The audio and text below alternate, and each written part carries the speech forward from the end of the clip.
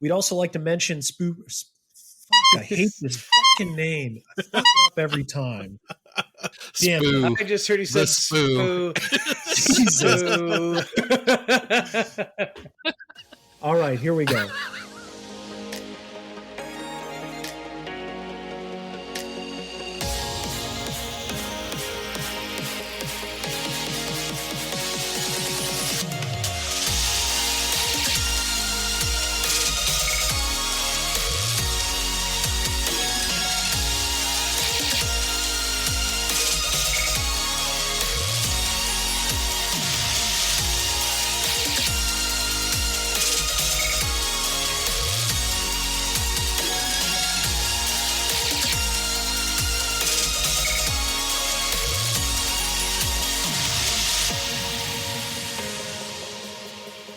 Welcome to episode 20, everyone. We have another stellar show in store for everybody today. We're excited to bring you another of our new Modelers Moment segments with one of our best friends, Zach Grizzle. You guys will want to stick around for that. And also an interview with one of the hobby's most recognizable names, Brett Green. My co-hosts here at the Posse are the best bunch of guys there is, and they're all here with me right now. Doug, tell us about that Bandai X-Wing you finished this week. I finished it. I actually was going to finish it last week, but I decided to hold off and finish it on May the 4th. May the 4th be with you. Blue Squadron, I made it Blue 3 because there are no reference photos for anything but Blue Leader from Rogue One, so it kind of gave me free reign to do what I wanted with it. Mixed my own colors using Tamiya flat white. I added a little bit of gray and a little bit of deck tan to make it just a little off-white over a black base. And then used Tamiya, flat blue with a little bit of real blue, AK real blue in it to lighten it up just a touch for the blue. And then played around with the yellows on it and other colors as well. Nice. It looks really, really good. If you guys haven't seen it, check out our Plastic Posse Podcast Facebook page. TJ, how's that Border Models Crusader coming? She's wearing a coat of primer right now that I just did. Well, except for the turret. I actually still have primer in my airbrush. The compressor is turned off though. I double checked. So I might do that before I go to bed tonight. And I'm also building my very first Tiger 1. It's in 48 scale. Hold on. You, TJ Holler, are building a Tiger tank. Yeah, I don't know what happened. No, I do know what happened.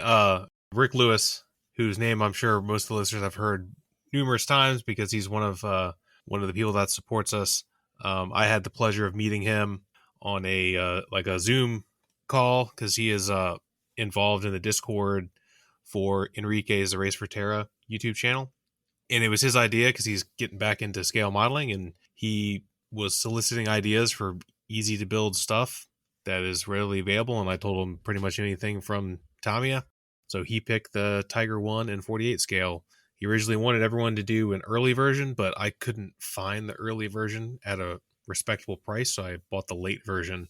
And of course, after I bought a metal barrel and some Zimmerit, it was probably more than the early version, but it's okay. But yeah, that's almost ready for primer. I have to build one of the other runs of track, and then it's ready for paint.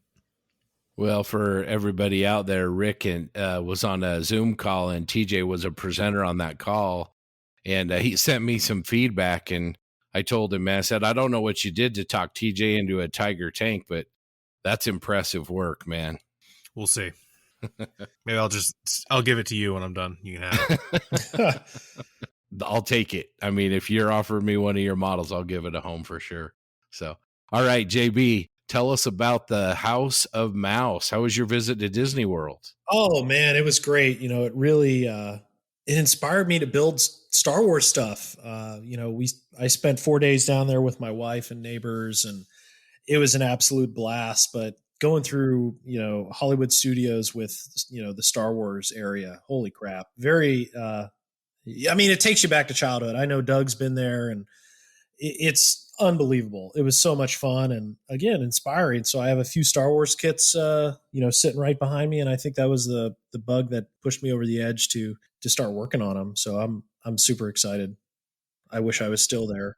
We'll definitely look forward to seeing some Star Wars builds from you. But what's on your bench right now? What have you been working on? I feel like I'm copying TJ in a sense where I have a border model kit and a Tamiya kit going. But the border kit I'm working on is the T-34E. It's the up armored version of the T-34. It's really nice, except I don't know if they understand geometry at the designer level. The plates on the turret, I tend to think I'm a decent modeler, but man, they did not fit whatsoever. So I did some hacking and slashing and got it to where it needed to be. And then the 48 scale kit from Tamiya I'm working on is a T-34 as well. And it's the T-34-85, the rather new kit. And I've replaced the wheels with T-55 wheels. I know they're not 100% accurate, but they look close enough.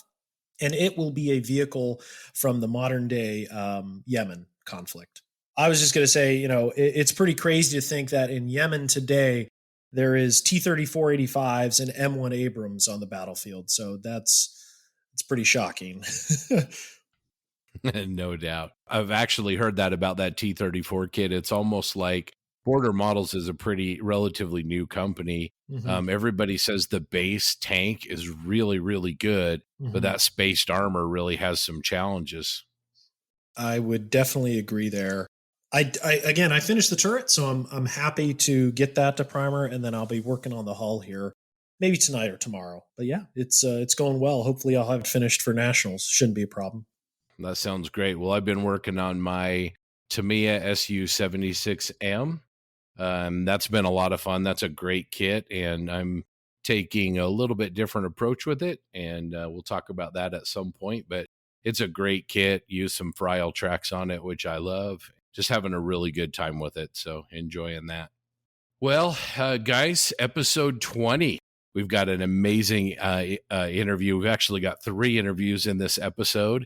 So again, trying to bring all you posse members out there some great modeling content with each episode. We try to jam pack each episode with as much as we can get in it. But Brett Green is just a guy that has contributed so much to scale modeling. He was a blast to talk to. We also want to let everyone know that episode 20 of the Triple P is sponsored by Terry Wilkinson, Rick Lewis, Rick Cooper, Steve Schaefer, Jamie Anderson, Ethan Eidenmill, Matthew Dyer, and David Wobbles. We really appreciate the support. These members of the Plastic Posse used our paypal.me link to help us out, and we really appreciate it. If you're enjoying our podcast and you would like to help the posse, it's really easy. It sure is. Just go to our website, plasticpossepodcast.buzzsprout.com. In the upper right-hand corner of each website page, there is a little heart icon. You just click the little heart, and then you can donate any amount you'd like. Or if you don't want to donate, that's okay. You can still support us by taking a few moments, leave us a positive review wherever you're getting your podcast from. A 5-star review will really help the posse get out to more people who are interested in scale modeling podcasts. Speaking of podcasts, besides the Plastic Posse, there are other great scale modeling podcasts and social media content providers out there that we enjoy and recommend. We'd like to start off with Dave, Julian, and Ian, and On the Bench podcast. They're up to episode 111. The Plastic Model Mojo Boys, Mike and Dave, on episode 37. Just Making Conversation with James and Malcolm are talking about their comfort zones, which is cool. Scale Model podcast is up to episode 70 with Stuart, Terry, and Jeff. And then the Model Geeks, Darren, Nemo, Whitey, and Frildo are on episode 10. In addition to podcasts, we have other media, which is Sprue Pies with Frets with Stephen Lee, which is an awesome blog. Check it out. We also have Stefan Ezra Bridles, Warhammer adjacent blog. And then there's Jim Bates, a Scale Canadian TV on YouTube and blog as well. Check them out. The Plastic Posse is also sponsored by Goodman Models, makers of the Super Sanding Blocks. Hopefully all you guys out there have a set of these on your bench. I've been using mine for about a couple of days, and they're pretty awesome. You can order these great finishing tools over at www.goodmanmodels.com. And I would like to give a thank you to Scott for sending me some that I think Anthony sent over to us. I bought a kit from Scott a week or so ago, and I got it in the mail earlier, I want to say Monday, and my Goodman sanding blocks are in there, and I've already put them to good use. The highest grit one will hog some material away.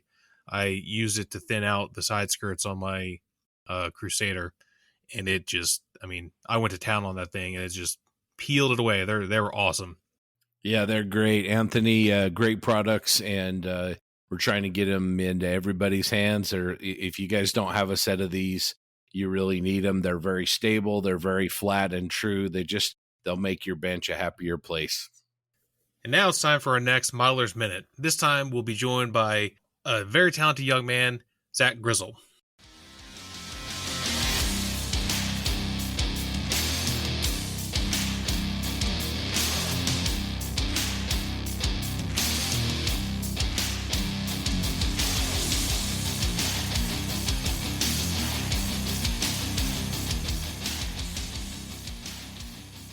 Okay, welcome back to another Plastic Posse interview.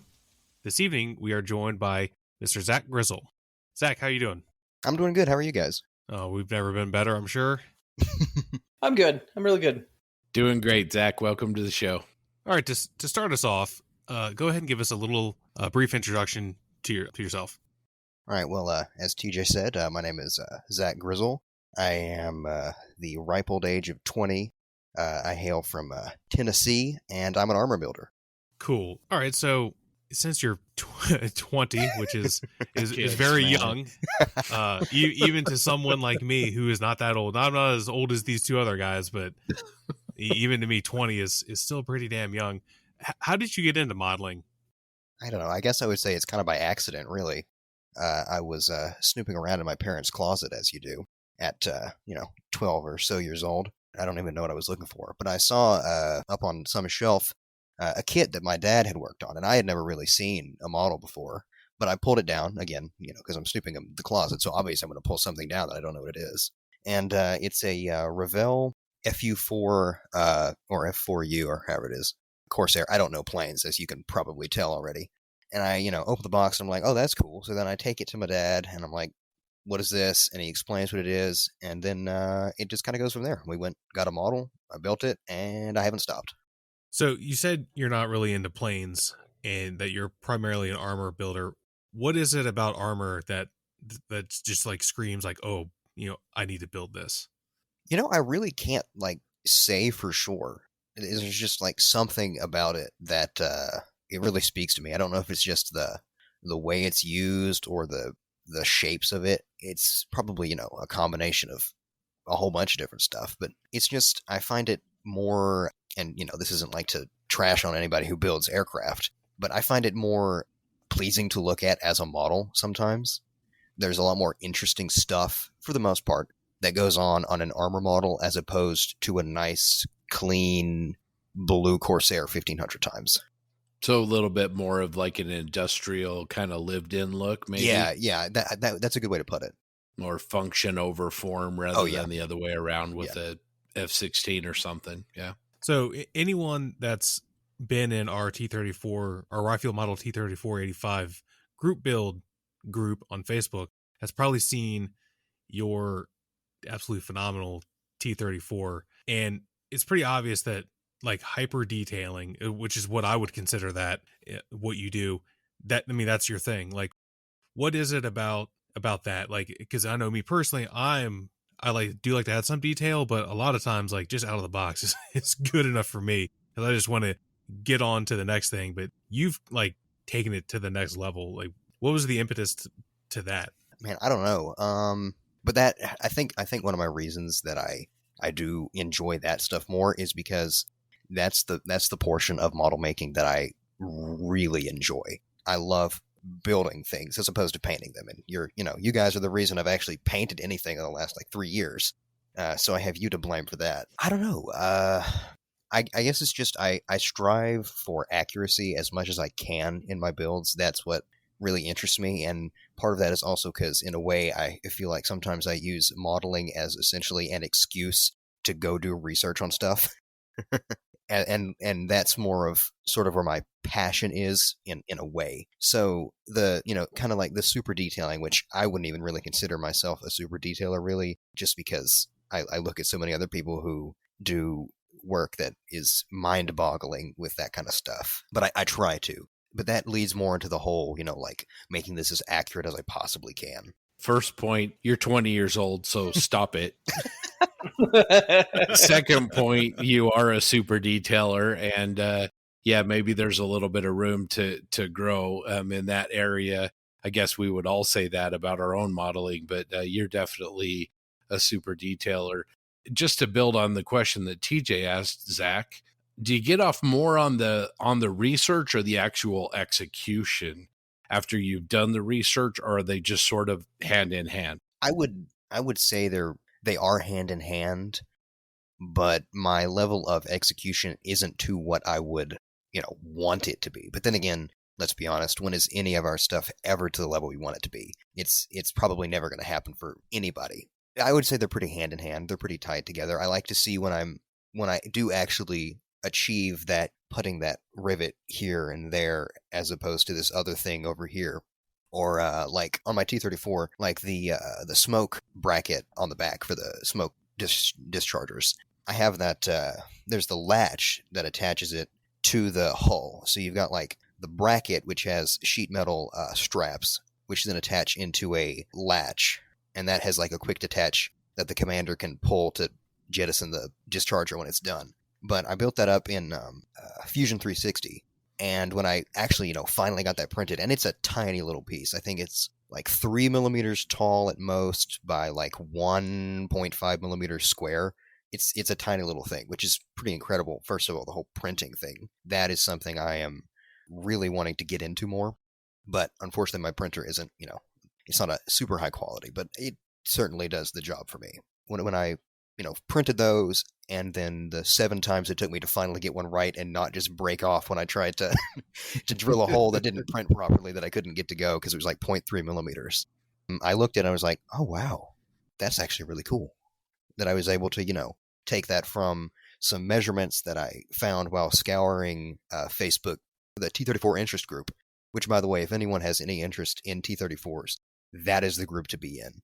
There is a level of knowledge in there that is just astounding. But I took that from the measurements that I found of somebody's pictures of the piece that they had, that they laid out on their floor, and they measured, and then I converted that into the metric because I don't like working I hate working in imperial units. I hate imperial units, but that's a whole different thing. And then I modeled that out, which took ages because I'm really no good at 3D modeling at all. I'm very much learning that, so it took me forever. Yeah, and then I finally saw the end product, and then I was able to finally actually put that piece on the hole that I had drilled in the rear plate like a week and a half earlier. And that's where, they sort of intersect as my ability to actually execute what I want and my ability to research what I want to then execute. They sort of, meet. Okay. Biggest, besides TJ, of course, who's your biggest modeling inspirations? Well, number one, I would have to say is David Parker, because he is, in my mind, he is the super detailer, and at least in the modeling realm, he is the researcher. Like in the research realm, everyone knows Hilary Lewis Doyle, and his work is just, it's amazing what the books, the Panzertrax books he has come out with. It's incredibly amount of knowledge in there. But David Parker would be on, I guess, sort of the more build side, if you want to put it that way. More of the technical side. Yeah, the maybe. technical build, accuracy, that type of stuff side. But then on the other side, my influences would definitely be obviously Uncle Nightshift, honestly, at this point, who isn't influenced by Martin, and also Mike Rinaldi. I really love his style as opposed to that of like Mig or Adam Wilder or something like that. His is much more, I guess, kind of a way to put it would be, it's more nitty gritty. It's more down and dirty, realistic, as opposed to the other styles are generally a whole lot more, I don't want to say artistic, but they're more stylized. And I'm not a huge fan of that. I mean, if you are, that's up to you, but it's not my thing. Well, those are some good influences for sure. And to get back to Uncle Nightshift, I think when I was talking to him the other day, I think he actually even is inspiring himself at this point. He's actually influencing his own builds. He's so good. Tell us about your kit selection. How do you decide what you build next? That's a hard question because I don't and I do. And what I say by that is, all right, I'll take 2 projects. One is the T-34-85. And the reason I selected that is because I was listening to you guys. I heard about the group build. I heard about what a nice kit it was, and it's the newest kit I've ever built, like the newest from production to me purchasing it. It's practically brand new, which is something I never really done with. And first of all, well, that was cool. It's nice to have molds that aren't old. So there's no seam lines really, at least nothing bad. So in that case, it was I was influenced by other outside forces, I guess you would say. And on the other side, it's I see something and I buy it, which is not always a good idea. I have a Dragon SDK of Z7 late, which I bought at my local hobby town. And I just, I looked at it, I was like, that's cool looking. I want to buy this. It's not a bad price, so I bought it. I get home, I open it up, and then I immediately, start searching for reference pictures and trying to figure out all the info I can, and then realize it's a bad kit. From an accuracy standpoint, not a good kit at all. Like buildability, it's Dragon, so take that as you will. I personally don't mind Dragon, which is mostly because that's one of the first things I built as an armor kit, aside from like the Tamiya Panzer II, which everyone has to build. It's required at this point, I'm pretty sure. So, and then after that, you get into like aftermarket, which is a part that I really like. And that is, obviously just a kit to kit basis. There's not really much choice in that sometimes, unfortunately. Though I do have my favorite brands. So I would say picking kits, it's either I impulse buy something and then probably end up regretting that, or I see somebody else build something and go, all right, that's pretty cool, I'm going to buy that. Have you been to a model show before? I have not, unfortunately. I've tried to go 5 years in a row now, and none of them worked out. I can tell you about one in August in Las Vegas. The big one in August. I mean, I'd love to go that, but it's just not possible for me at the moment, which is very unfortunate because I'd love to go. Well, it'll be the first Nats for Scott and I, so. Nice. And me. And TJ, all three of us. Nice. Yeah. So we'll have JB to show us around. We need to make one of those heartwarming videos and do a GoFundMe to get Zach to Nats. Have some dramatic music and a picture of Zach crying, Oh, that's great. What are some goals that you have for your building, Zach? I mean, obviously you've been focusing on the construction and we've been twisting your arm to get you to do more airbrush work, but what are some goals for your modeling kind of near term and also long term? So my near term goals are definitely to improve my paint and my weathering. Because, at the end of the day, for the most part, that's what you really see as a finished model is, fancy paint and cool weathering stuff. But, that's not something I've really done a whole lot of in the past few years. So it's pretty far behind with the other skills that I have.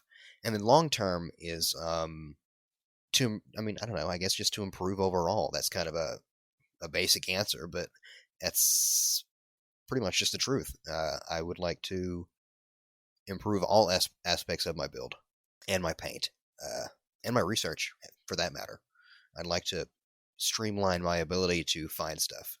So if you're not a member of our T3485 group build, which you probably should be, where else can our listeners find your work, Zach? Okay, so I have both a Facebook page and an Instagram by the same name, which is Grizz Modeling, so GRIZZ Modeling, and I believe it's 1L. Can't remember which spelling I used, if I wanted to go across the ocean or stay here. Yeah, it's 1L. And so it should be the same on both Instagram and Facebook. For the most part, my Facebook has more content right now, as I sort of let my my Instagram page trail off as I focused on my Facebook. But I've started to try and fix that and post things both places now. So I'm more active on both sites now. So Zach, last question. What would you like to say to all the other members of the posse out there? Well, first off, Scott will give you free stuff if you ask him. Just kidding, kind of. He sent me a big box of stuff today that I half paid for, I guess you could say. I'm trading him something. And also, yeah, I guess that's about it. I don't really have much else. Go join the group builds. That's what I have to say. Go join the group builds because they are fun. So if we were to have a airplane group build, Ooh, would you participate? that depends. It would have to be an airplane I would be really interested in, which there are some. There are some. But there are absolutely no promises for the quality of that build. Trust That's me. fine. We're leaning that way. We've got a lot of listeners that are calling out for some aircraft stuff. So No, that's so we're unfortunate. kind of Not leaning that way everybody's for perfect, I suppose. number 3. Well, thanks a lot, Zach. You're a big part of our community. Love having you. Keep improving on that modeling. You do fantastic work. Well, thank you. And we're looking forward to the damage that you do with your airbrush and seeing you grow there, even if it makes you a little bit uncomfortable. But you're a great modeler, and keep doing what you're doing, man. All right. Well, thank you, guys. All right. Well, Thank you, Zach. All right. Talk to you later, guys.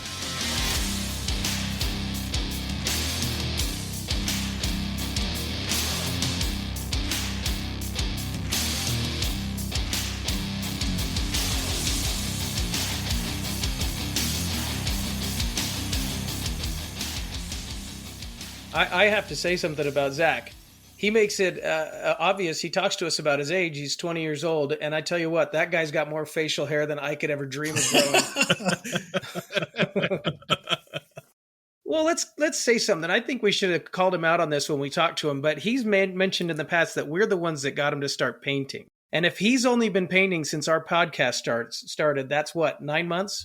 If he's only been painting for 9 months and he's doing that kind of work, I don't believe that. Yeah, so Zach, stop it. In all seriousness, we'd really like to thank Zach for stopping by and chatting with us. You can find his work over on Facebook at facebook.com/Grizz Modeling. That's 2 Z's. And you can also find some of his great work in our Plastic Posse podcast, Ryfield Models T3485 group build. And in addition to Zach, there's a lot of other great models in there as well. All right. Well, let's switch gears, guys. John, you wanted to have a discussion about kit construction. Yeah, thanks, Scott. One of the previous sessions that we discussed was slammer builds, something that was super quick, get your mojo flowing, and you can just really complete it and keep moving. On the other side, there are some modelers, and I can be included in that with as well, is where you take construction to that next level. It's using every piece of aftermarket available. It's scratch building, and it's bringing any type of multimedia to your build. And you almost don't want to paint it at the end of the day. So I'd like to just take a few moments and maybe we can go around the room and talk about what you love about construction and kind of the value and the joy it brings you. And I guess I can start simply by saying construction within a build sometimes is very therapeutic. You know, it does get tiring sometimes with road wheels, but when you're going through a model and you're starting to put it together and you're starting, again, seeing it take shape, gets really rewarding. And then when you start using different types of multimedia, photo etch, resin, different colors of plastic, it starts to be a cornucopia of just different materials. And at the end of it, you almost don't want to paint it. I can harken back to my early days of modeling where some of these fully scratch build or heavily modified kits were just truly inspiring. One example, Scott and I have talked about in the past is a gentleman, Lee Lloyd. I believe he's out of the UK. I haven't seen his work for a while. His first work I remember is on AFE Modeler issue 15. He did the lower hull of a Tiger 1 tank. It is chock full of turn brass shells, resin, interior bits, different pieces of plastic, styrene, and just really creates an amazing piece of work without any paint on it. And in itself, I consider that a model. You could put that on a display case and I would love looking at it. He also is featured in AFE Modeler 32 with a full resin Churchill tank. But what I loved about that is I believe he turned and made the bolts on the vehicle himself. And Scott, you correct me if I'm wrong, you had mentioned the gentleman hadn't painted any of his stuff. Yeah, I remember following Lee years ago. I first saw his stuff, I believe, on Missing Links. And he was working on the Tiger, and I was following along as he was doing it. And I want to say he mentioned that he didn't want to paint it because he was colorblind, and he just felt so passionate about his projects that if he couldn't really verify the color was right, he wasn't going to paint it. But for the rest of us that were watching him with the build, it was so beautiful to see the brass and the copper and the resin and all the different materials that he used. I think the model actually might have looked better, like you were saying, without any paint on it. Yeah, for sure, for sure. And it's really interesting that we bring up this subject, because today's world, I find that a lot of publications, and don't get me wrong, I love them, are mostly focused on the finishing aspect of modeling, which is great. Who doesn't love a wonderfully painted model? I love that artistic expression that modelers bring to the hobby. But one of the things that I also enjoy is that scratch building nature, or that masterclass, modeling. And there's a few publications out there today, I think, that give you a taste of it. One of which is, Scratch Building Masterclass by Inside the Armor Publications out of the UK, Chris Meddings. He's got 3 issues, I believe, now he's up to, that really, if you're looking for an itch to scratch for construction and get some inspiration, those are great publications. And then one that I constantly finding myself go to is Adam's Armor, issue number 1. That was the 2-part series from AFE Modeler. I think they're out of production now, but another inspiring publication. And before I hand it off to my co-host, I'll just, pick one model that I never wanted to paint, but I had to at the end of the day. But, one time building Tamiya's older Tiger 1, putting the Cavalier Zimmerit on it, Shapeways photo etch parts, the Fruhl tracks, the photo etch fender plates, and then the metal barrel. At the end of the day, I still have it as a picture on my background on my computer. Even better, I look at it more than my finished models, because it just is really cool. And I find myself only picking one of those projects a year because it's so intense when it comes to construction. And it's incredibly rewarding, though, and keeps those, basic skills for modeling that everyone should have, and not, overtly focus on the finishing side. So that's just my 2 cents. Well, I will say that Adam's Armor is still available, at least in digital form, on AFV's. They have like a digital app. I have it on my iPad, so you still can get it, and I have it, and it's awesome. But I guess to the point, I love building. It's actually my favorite part of scale modeling. For a long time, I had more assembled models or partially assembled models than I had painted models. I'm catching up to painted models, but sometimes there's nothing better than just cracking open a kit and getting the plastic out. I found that that's a really good way for me to de-stress, more so than painting, because I stress way more about painting. Scott knows, because I always get spun up in my own head. I usually tell him about it, but I don't really stress as much when it comes to building, even though I'm not the best builder. I make lots of mistakes and, lots of glue marks here and there and silly stuff like that. But I just enjoy it a lot. And I've also started to take photos of my completed builds before I paint them, for a couple of reasons. One, because I'm trying to get better at it, and I'm trying to get better at photography, so that's extra practice. And 2, it really does help you see any issues there may be on the kit if something's not sitting right, because I shoot all my photos at the same spot in my little area down here, so it never moves. So if it's not sitting right when I'm taking a picture of it when it's done being built, it's probably not going to sit right after I spend all this time painting, and then I wouldn't notice until I finish it and I'm proud of it and I sit it down and, there's a road wheel a quarter of an inch out, or, obviously not that much, but you kind of see what I'm saying. Yeah, I think, John, this is a great topic. I wanted to bring up a couple of points. Something that we talked about in a discussion thread that we had as a group here. And that's when I build metal tracks. I know they drive some people crazy, but I love it. I go down to my bench and I lay everything out, and I throw in some hard rock tunes in my stereo, and I just go to town and I get lost. And so, there's parts of the build, and it's probably different for each modeler, but there's parts of the build that I just love, and it's, super, super relaxing. So there's that. The other aspect is I've noticed in the past couple of years, I've made a real effort to try and improve my construction and be a little more careful, use a little more, spot putty on seams that I probably wouldn't have in the past, clean up the sprue, the parts where the sprue attach a little bit better, and just take a little more time on it. And I think that pays dividends later on in the build if during construction, if you're just being a little more careful, a little more conscientious about, what you're doing. I think it just really changes the project down the project timeline. No, for sure. I would definitely agree. The time you spend early on in the build will pay dividends in the end. And simple things like adding texture, even on rolled armor plate, just adding a little bit of texture when you apply that paint, it just makes the model pop that much more. I feel like, again, Uncle Nightshift, great example where the simplest of things in construction, he takes to that next level where his painting then is almost, it is amplified by that kind of foundational texture that he's then accentuating with his techniques. Yeah, that's a great point as well. It just, like you said, it takes it to the next level. Yeah, Doug, maybe, to kick it over to you, you're working on that perfect grade Millennium Falcon now. I don't think there's any other project that we've worked on that has that level of construction, just out of the box for that matter. Right. I'm building it straight out of the box. I've got no aftermarket stuff, maybe on the second one, because I'm building the first one for someone else. And so I'll learn all the little things I need to learn to build the next one even better. But yeah, just building anything, I love to watch it come together. I like to see the shape, it take shape.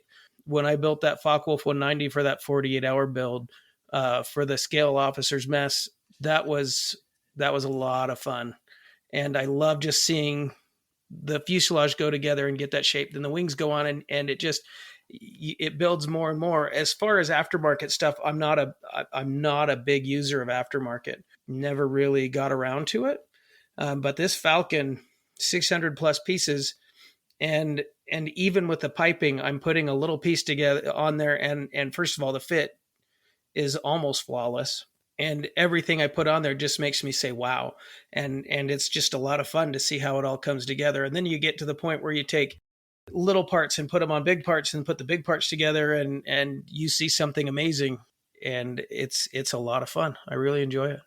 That build has aftermarket in the box, though. I know you've got like photo etch and some lighting as well right in the box. Yeah, and the lights are already in one section I've built. I've already put the light bulb in and have the wiring hanging loose, ready to go wherever it goes when I complete it. I also, when we talked about building style, and something I didn't mention that I should have, that comes out, especially on a build like this big perfect grade Falcon, is I am a big fan of building and painting in subassemblies. Anytime I can paint something that then will allow me to assemble and keep those parts out of the way while I paint the other parts, I'm happy to do it. As long as the parts still fit right once they're painted, I'm down. But Bandai's tolerances can be kind of tight that way if you're not careful. Doug, that is a fantastic point to bring up. Maybe it's because I just build armor, but I'm almost the exact opposite, where I'll want to almost assemble everything before I start painting. And that's even the Pioneer tools on vehicles. And then after I paint it, I slip a little piece of paper behind it to mask. But it's interesting you brought that up, and I hadn't considered it. But I'm almost on the opposite end of the spectrum of getting everything together as much as I can. Now, granted, aircraft is a little different and sci-fi, but on the armor side, I find myself even putting the tracks and wheels together. And I'm a big cheater in that regard, where I glue the wheels and the tracks together and pull them off as a whole assembly.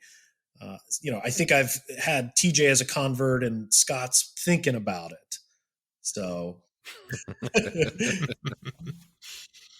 honestly, that's one of my drawbacks with armor is I see the way you guys build it and I'm like, I don't want to do that. I want to pull off each wheel and paint it and detail it and then stick it on the model. To me, it feels wrong just because I'm not used to armor.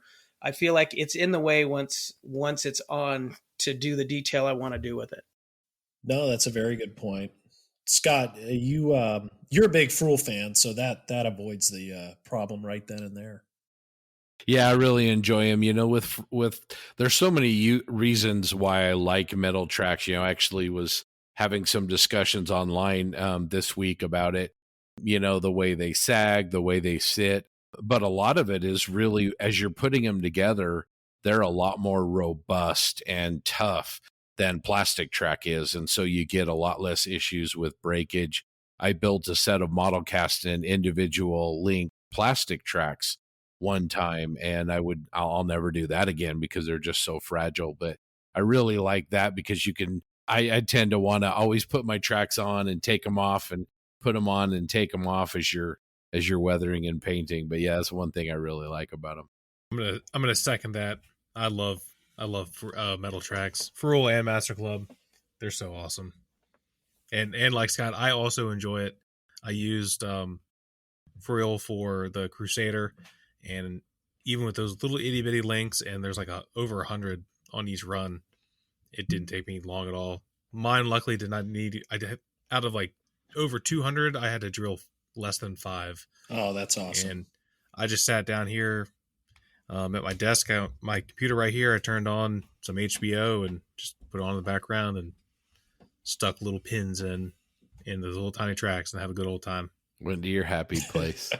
I did. Well, to steer back to John's segment here on construction, Doug, that point you made about building in subassemblies, and John, your counterpoint that armor modelers, and I'm guilty of this as well, that want to kind of tend to build everything that we can between paint. I hadn't really thought about sort of the dichotomy of those two approaches, and I can see how Doug would maybe be, a little bit less familiar with that and have a little hesitancy to do that. But I think both approaches definitely have their place. If you were building like one of those new like HK 132nd scale B17 kits, or like a Wingnut Wings Felix Stowe or something, you'd have to build in subassemblies. I don't think you could do it any other way. Oh yeah, for sure. I don't think so. And this brings up maybe why I don't build so many aircraft is that I want to build the whole thing before I paint it, but now I have countless parts, strewn about that are painted. And from my perspective, I'm better with a brush than tweezers and super glue.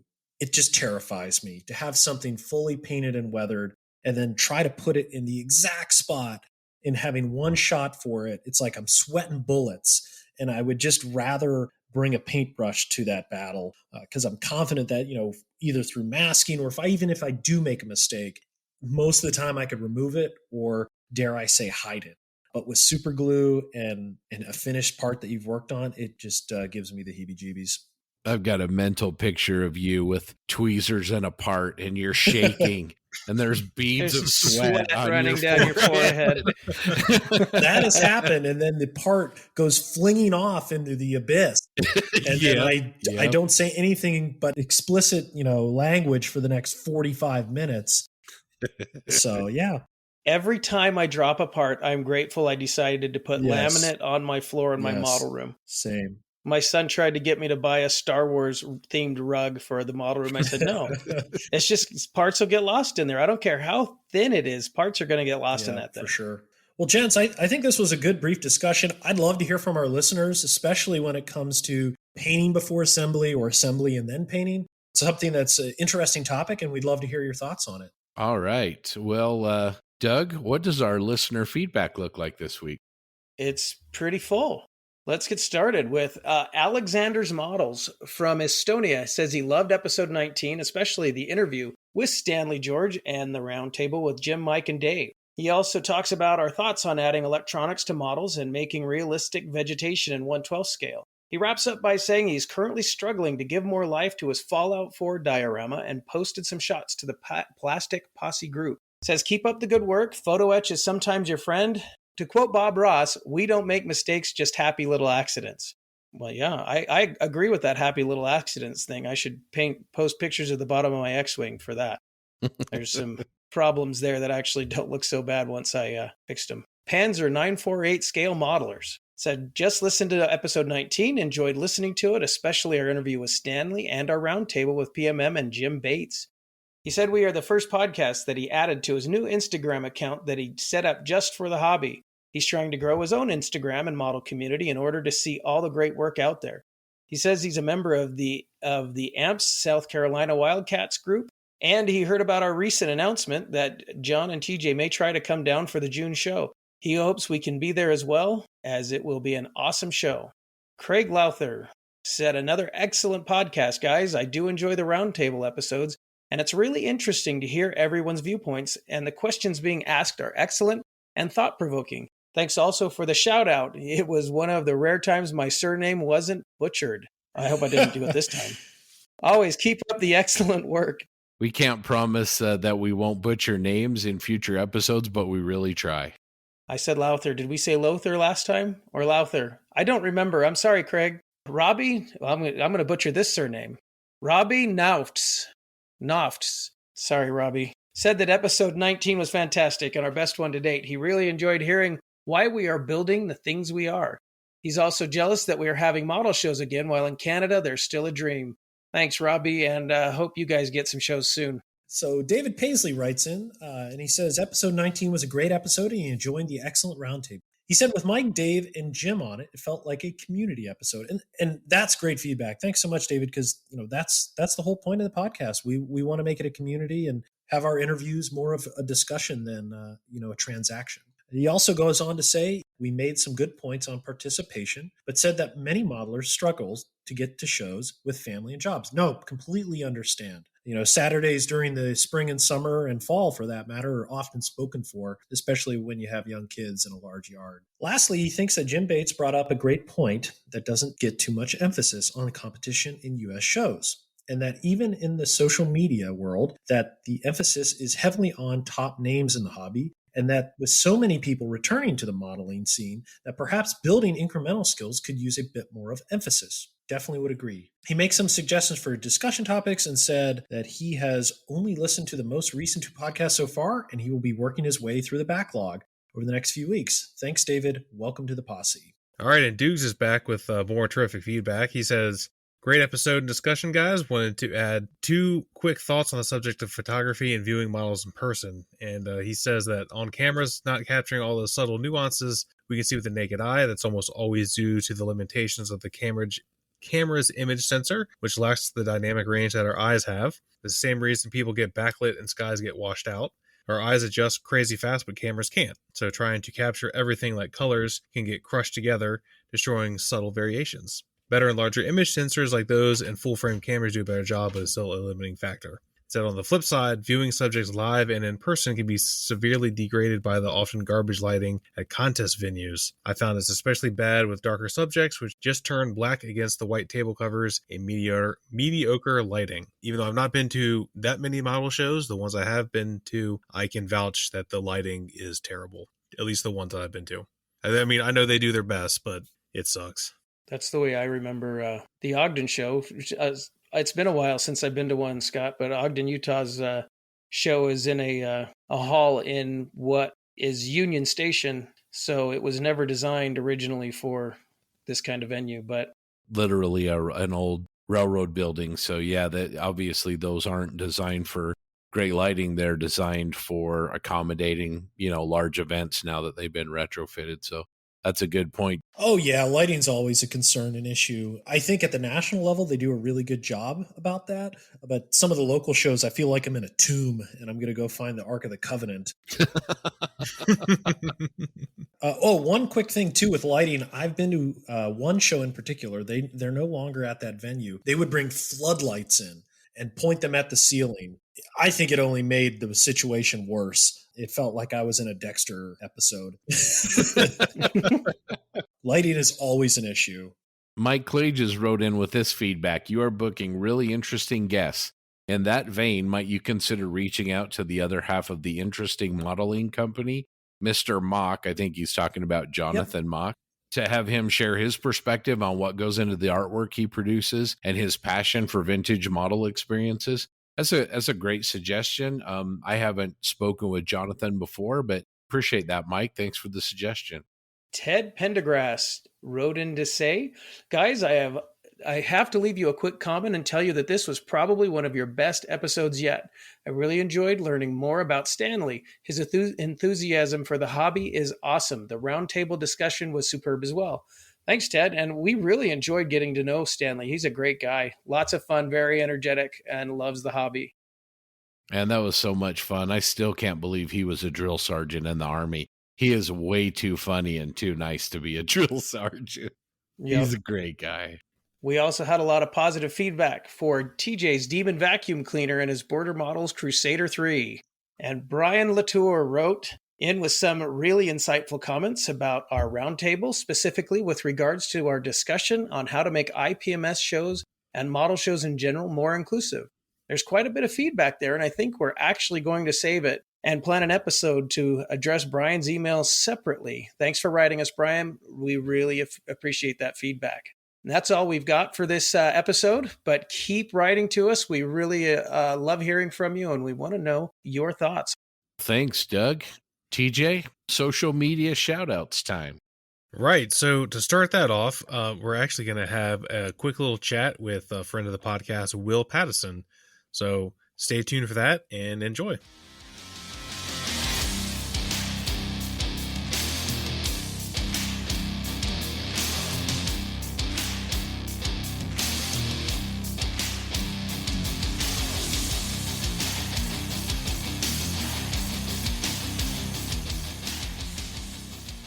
All right. Well, welcome into another Plastic Posse interview. Today, we're trying something a little bit different as part of our social media shout out section that TJ does in every episode. We're actually going to bring in a great friend of the podcast, Will Pattison. How you doing, Will? Hey, what's up, gangsters? Well, what you been doing since we talked last? You been staying busy, or you just been being a couch potato? Oh, I'm not a couch potato ever by choice. I try to stay busy, and it's been I don't know how long it's been since we hung out, but it's been a long winter of remodeling my house and getting my new studio kind of arranged and trying to do some projects along the way as well. I finished up a chapter for Chris Meddings. He's got a great book coming out. If you guys know who Chris Meddings is, he does Inside the Armor publications and has he turns out tons of great books, and he invited me to participate in one about detailing cockpits with Tom Ennis and one other guy. So I think that's going to be really cool. Looking for that to come out pretty soon. I got myself involved in a couple of CAD projects. I've been doing a kit development project actually with a manufacturer. I don't think I can really say yet until they announce the release of the kit. But they're a short run resin kit manufacturer. They do really cool and unusual subjects. And through some mutual connections, I got asked to design one of their kits. So that's been, because I talk a lot of shit about kit engineering, so I had to put my money where my mouth was on this deal. Yeah, you better deliver on that. Yeah, I hope so. We'll see. I mean, a resin kit's a whole different deal.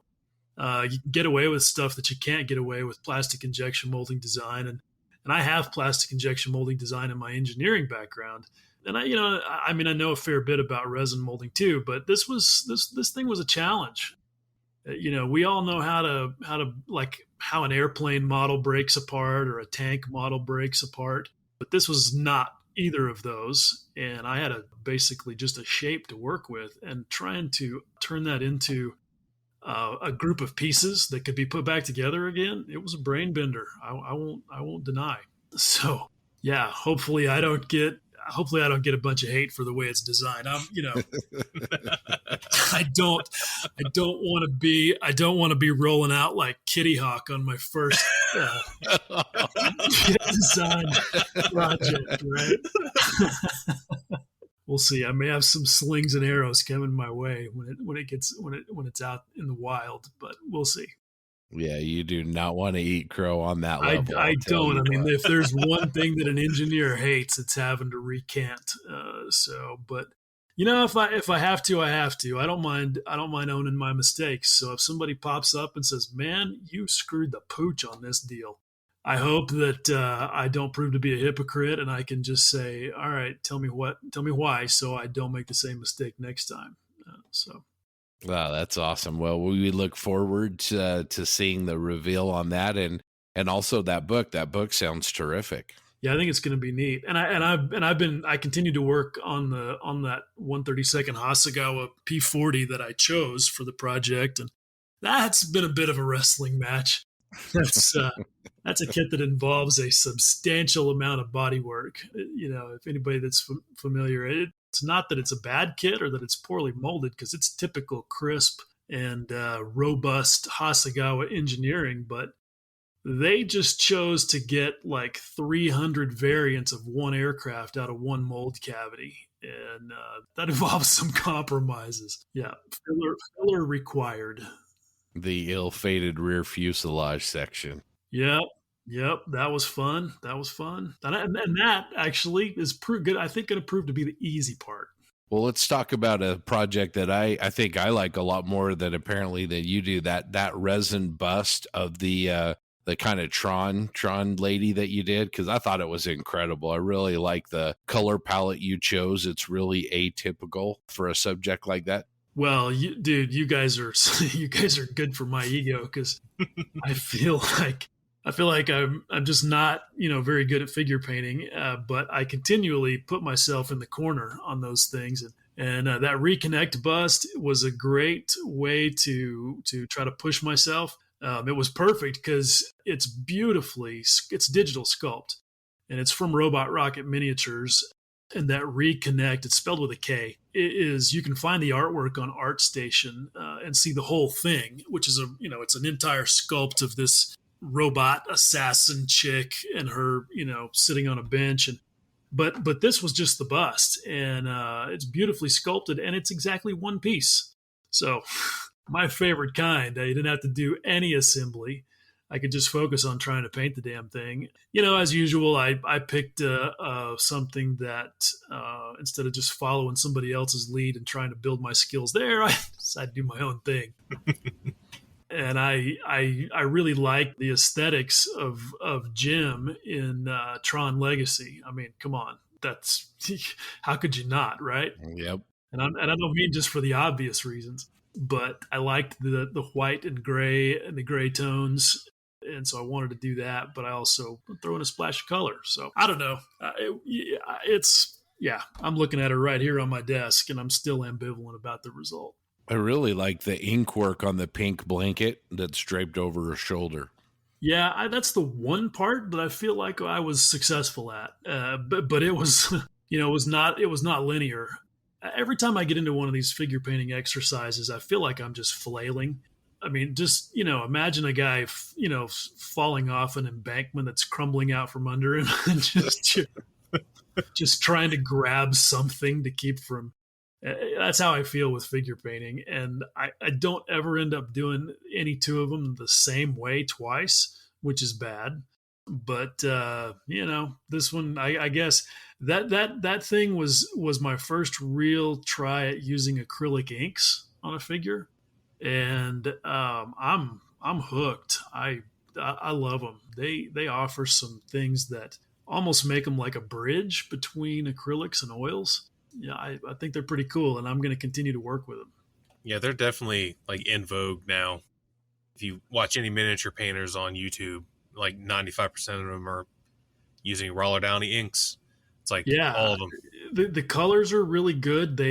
I don't know what kind of magic is in there, but they will really make colors pop way more than any other kind of acrylic material I've used. But you guys have used oils enough to know, right? You're working with little tiny bits of oil on the very tip of your brush, as opposed to loading up the whole belly of the brush with a really thin acrylic paint. I find with acrylic inks that I can work on the tip of the brush like that. I don't know why it's different, but it offers me a level of control that I haven't found with acrylics before. And so I don't know. Maybe I'm just doing it wrong.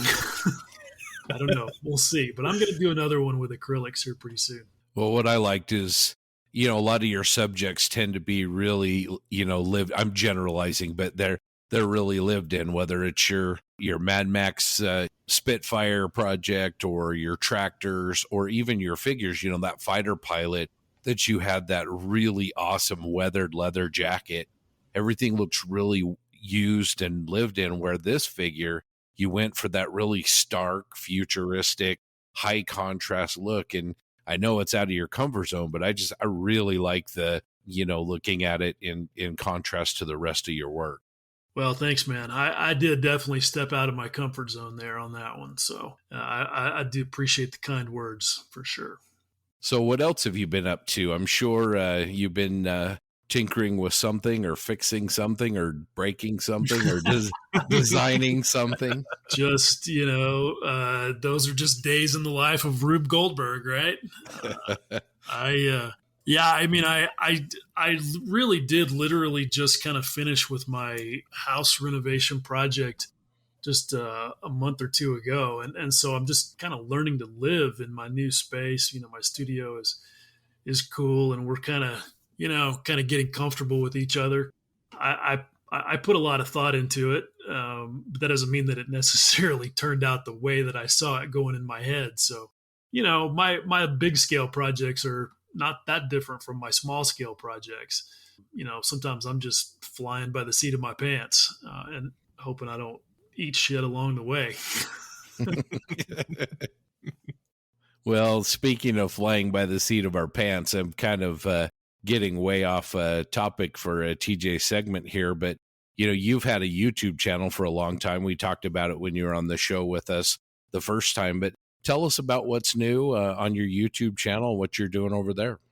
Oh, my YouTube channel is still doing, just dorky and nerdy and way too long-winded and way too far off into the details.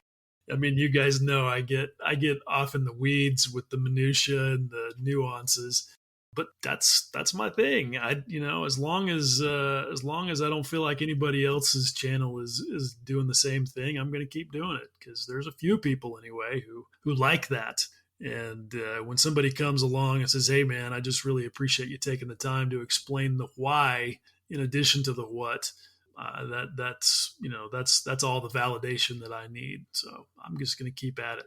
Well, I noticed that you've kind of introduced a new feature for your Patreon subscribers, where on Saturdays you actually do a live chat, and I know among other subjects you talk about 3D printing, but talk a little bit about what you've been doing on Saturdays. Well, so it's not a new feature for my Patreon subscribers, because I didn't have any before.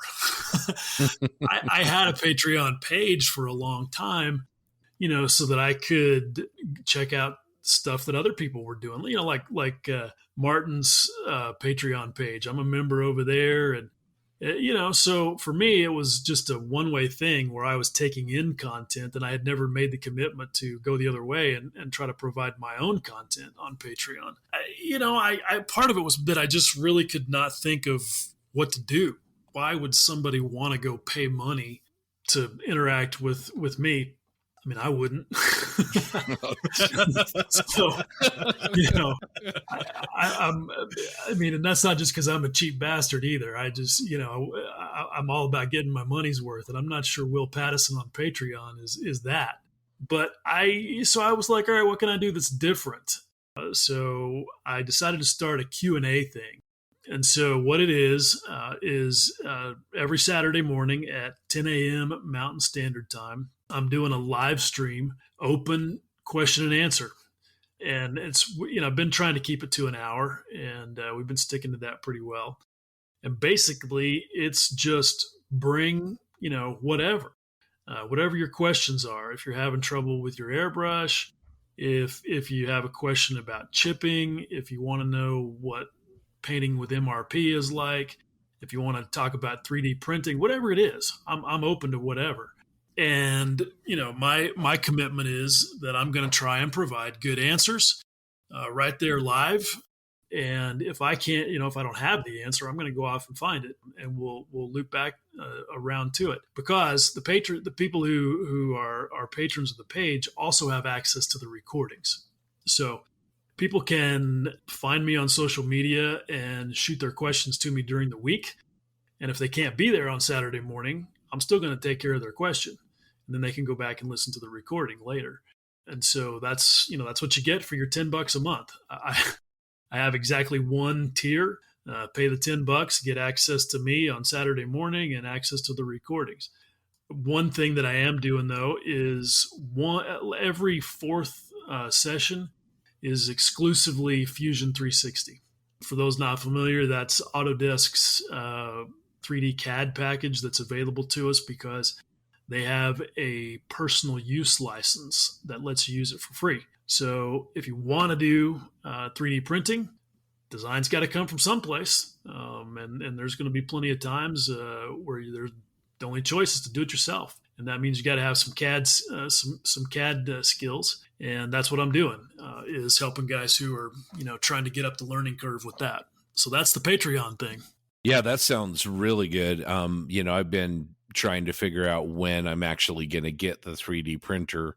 And honestly, one of the biggest hurdles to my acquisition of a printer is the CAD side of it. Unlike you've got that engineering background and the CAD background.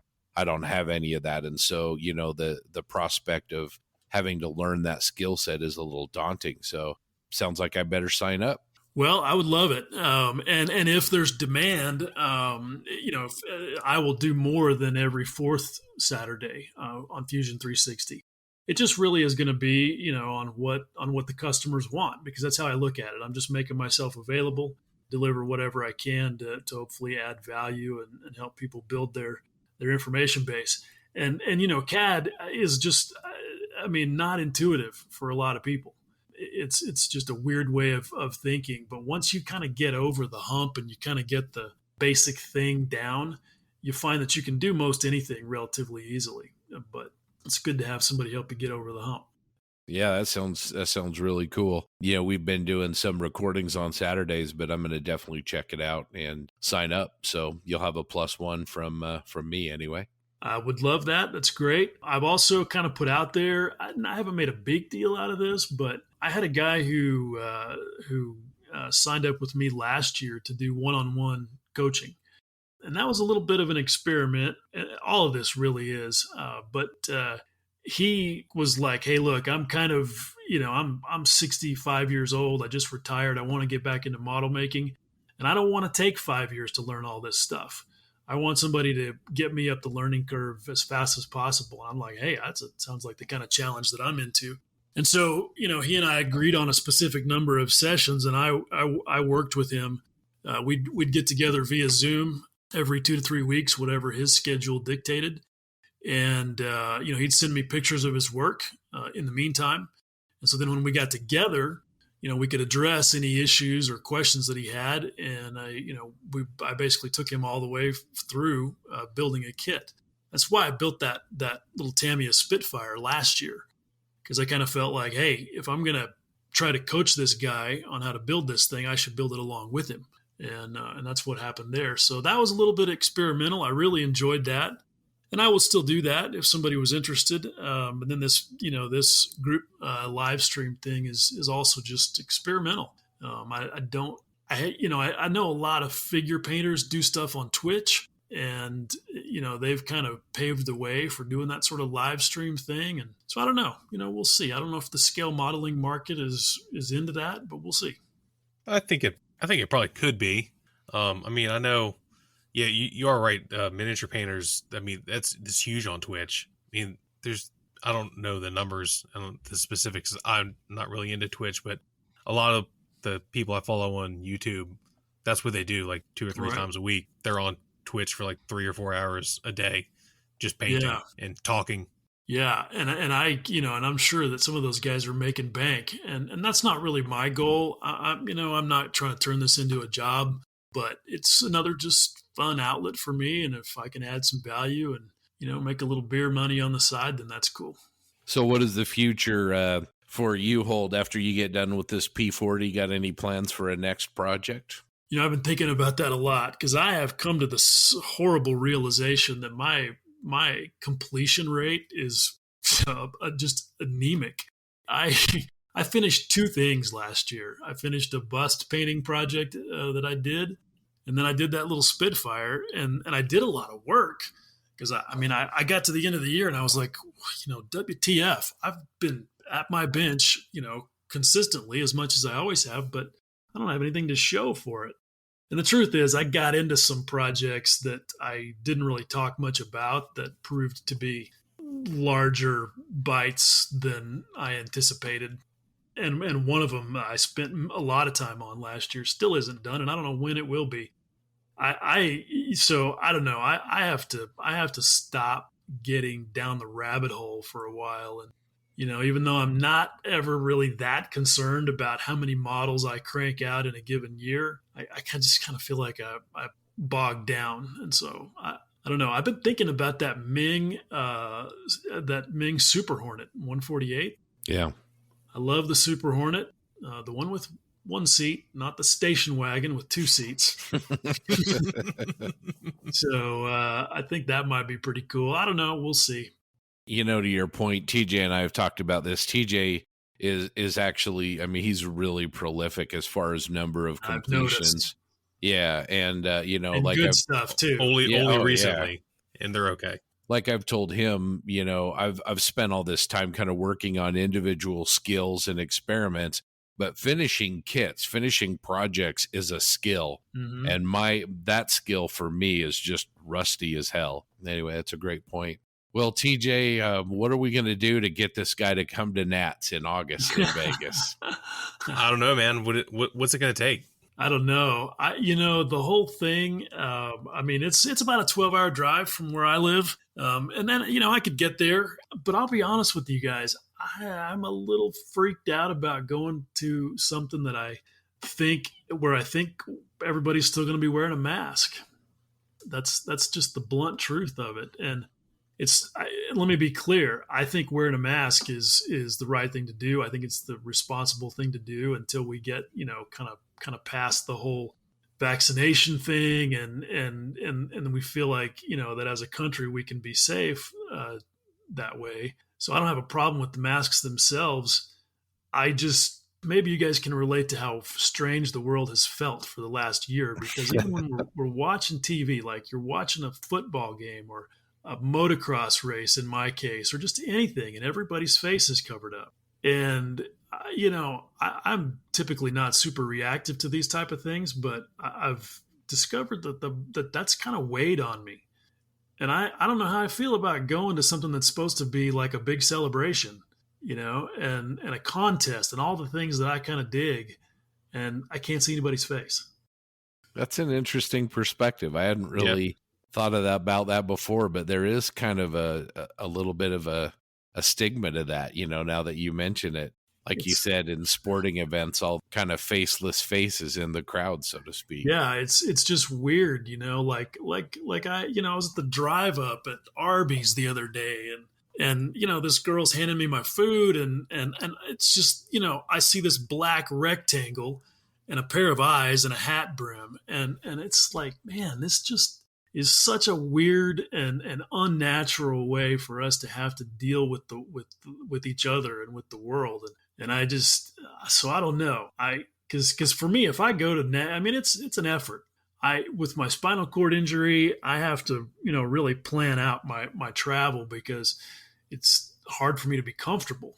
I don't walk very well, and going into unfamiliar environments just jacks me up. And so if I'm going to do it, it's a major commitment for me, and I'm willing to take that on, but I want it to be worth it. You know what I mean? Sure. Yeah, absolutely. I want it to really be worth it. So I don't know. That's some deep truth right there, guys. Well, if you do make that commitment, man, we'd love to buy you a steak and a beer while we're down there. I'd love to meet you in person. I would love to do that too. I will take you up on that for sure. If nothing else, isn't that thing coming back to Texas?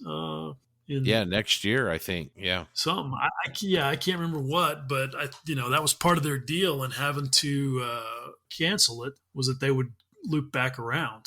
So, yeah, and by then, hopefully we'll be back on track, and I'll have some things to show. So I think when we had you on last time, Will, I think we touched on a little bit what you've been watching on YouTube or any other social media. So that was probably like 6 months ago, maybe longer. So there's a lot of new stuff out there, a lot of different stuff out there. Is there anything new or interesting that you've been checking out on YouTube as a YouTube content provider yourself?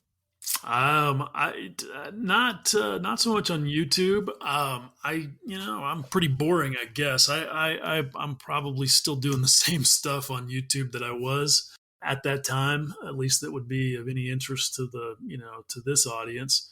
I watched The Hill on YouTube. You guys familiar with those folks? Crystal I don't think so. Ball and Cigar and Jetty. Hopefully I said that right. It's allegedly a neutral political kind of newscast, and I'm a hardcore independent, so I kind of like their point of view. They kind of thrash both the left and the right equally, and that appeals to me. So I watch those guys. But in the model making space, I've been, dude, the podcast offerings have become pretty rich, right? I mean, you guys have got some competition out there. Yeah, we do. There's a lot of podcasts in the space, that's for sure. You know what? And it's great for us as listeners. I mean, I'm like, I have had a long list of podcasts that I've listened to for years, and I've fallen behind on them because I'm like, I got to keep up with the model making podcasts. So it's a good thing. But the On the Bench guys are still continuing to do a great job. I mean, they've paved the way for everybody in the space. You guys are doing a fantastic job. I mean, I really commend what you guys have done. You've gotten some interesting guests. You had some, sketchy ones early on.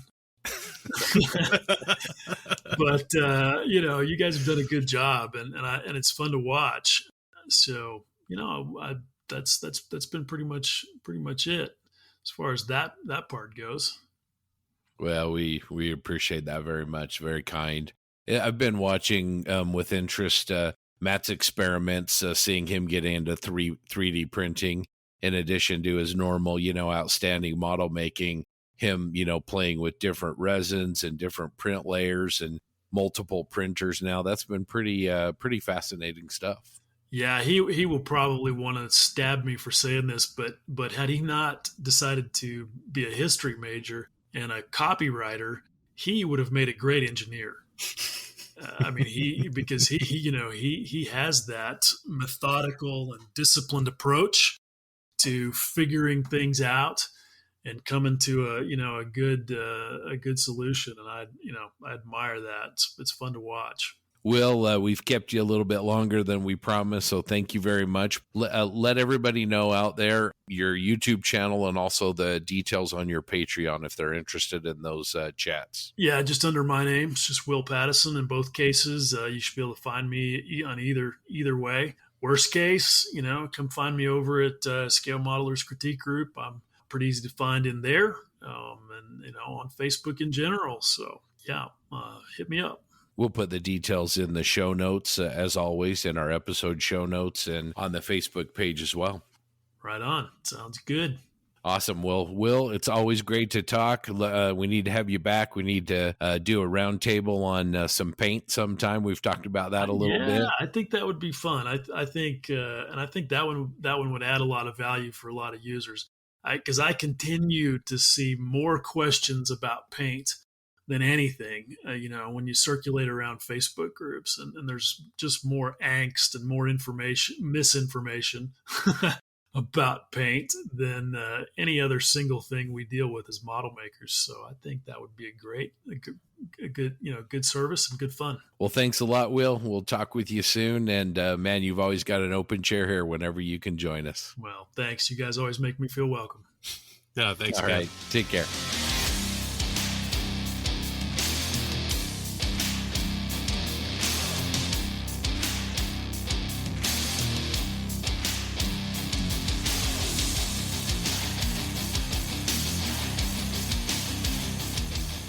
All right. I hope everyone enjoyed chatting with Will. It's always interesting. He's always got a lot of cool things to say, and it's always great to talk to him. If you look at our show notes, in addition to all the regular social media shout outs, we'll have information about Will's new Patreon and his YouTube channel on there as well, if you guys are interested in checking that out. And just to remind everyone, we have a Twitter account now, and it's at Posse Podcast. So if you're on Twitter, I'm sorry, but go ahead and check out our Twitter account and give us a follow and share your work with us at hashtag Plastic Posse Podcast. Same thing goes with Instagram. If you're on Instagram, you can follow us at Plastic Posse Podcast and also share work with us with hashtag Plastic Posse Podcast. Okay, so we're going to start with YouTube tonight, and we're going to go with Scale-a-Ton Models. I'm sure a lot of people probably have seen his channel, but I also found out today that I think in SMCG they posted his latest build, and a lot of people were not familiar with him, which I was surprised because I think he's got quite a few subscribers. But man, he is something else. And this time he 3D printed an aircraft carrier catapult section for a 1/72 scale F-14, and it is amazing. It's pretty awesome. The 3D printing stuff was amazing, but it's worth watching twice just for the way he weathers the aircraft carrier deck, the sections, and puts the rubberized stuff down and the paint. I mean, it's spectacular. And correct me if I'm wrong, he designed it as well, correct? That's doubly impressive. I mean, holy cow, that's a skill set that I certainly don't have. All right, and let's jump over to Facebook now, and we're going to highlight the Weathered Models Facebook group. If you get on Facebook and you just search for Weathered Models, you should see it. It's a huge group, lots of modelers, and they like to do different hashtags for different themes. And this week is Inspiration Week. So instead of posting your own work, you post work of people that have inspired you with the hashtag Inspiration Week. If they're in the group, you can tag them. If not, obviously mention who they are. Now, me personally, I posted mine today. I chose Mike Rinaldi, of course, and I chose Martin Kovac, of course, and I chose Andy Moore, who I first learned about when I started making Star Wars models. He also does armor. And then I also chose none other than our own John Bonani, because John has been a constant inspiration to me personally, and I had to let everybody know. You're making me blush over here, man. I really appreciate that. I really do. And you certainly inspire me. It goes both ways, for sure. Your sci-fi stuff, I can't even begin to describe how I could do something like it. So it's give and take, and I really appreciate that. That's very humbling. It's well-deserved. All right. And hopping over to my favorite platform, Instagram, I went with Ed Model Citizen, who is EH Model Citizen, and he's Canadian. Therein lies the joke. He's a very talented modeler, mainly, from what I can see, armor, and he does a balance between World War II and more modern stuff. And what caught my eye was a whitewashed KV-2 that I thought looked fantastic, and he even did like built up snow on the fenders. If you're familiar with the KV series, they have those big, fat, wide fenders over the big old fat tracks, which typically where modelers like to pile dirt and debris. But this one, since it's whitewashed, he piled up snow, and I thought it was really good. I think snow is one of those things that's really hard to get right, and I thought it looked pretty convincing. Yeah, I would agree, TJ. Snow is one of those elements. It's super hard to model, but if you nail it, it really looks terrific. He is Canadian. He ought to know snow. Yeah, and checking out his Facebook page, in addition to modeling, it looks like he builds slippers as well. So there you go. I have no response to that. He legit builds slippers. He builds slippers. That's pretty cool. I don't think I saw any of those on his Instagram. I'll have to check out his Facebook page. I'm sorry, they're bison hide moccasins. They're on Instagram. They were posted December of this year. Those are slippers. Those are slippers. All right, and for our wild card, we have a YouTube channel called Tank Models Channel, and specifically, there's an ISU 152 video that is pretty neat. Yeah, this was my recommendation only because it dropped. I think it dropped, not just within the last week, but I recently discovered the full-length video, and it's really inspiring. It's all in Russian. However, pictures are worth 1,000 words, and you can learn a lot because of just how detailed the person is. They show you the product they're using, how they're applying it, and really, really good, high-quality video. So I would definitely check it out, and I'm certainly going to use it on my next Russian build. And as always, we're going to add these links on our Facebook page. And Scott will also add the links to the show notes. So when you get a chance, if you're cruising any of these social media platforms, check them out. If you're not already following them or subscribed to these modelers content, please do, and support them in the hobby. Yeah, and as always, if you've got suggestions for some modeling related content that you think we ought to take a look at, shoot that to us in an email at plasticpossepodcast@gmail.com or send us a message on our Facebook page. Same thing goes if you've got your own channel, you're generating your own content, shoot it over to us. Let us take a look at it, and we'll take a look at it. And if we love it, we'll talk about it here on the show. Well, now it's time for this episode's interview segment, and we're delighted to have the one and only Brett Green, the author, magazine, and publication editor and founder of Hyperscale. Doug, Scott, and I had a privilege of talking with him. So sit back, stay tuned, and hopefully you learned something.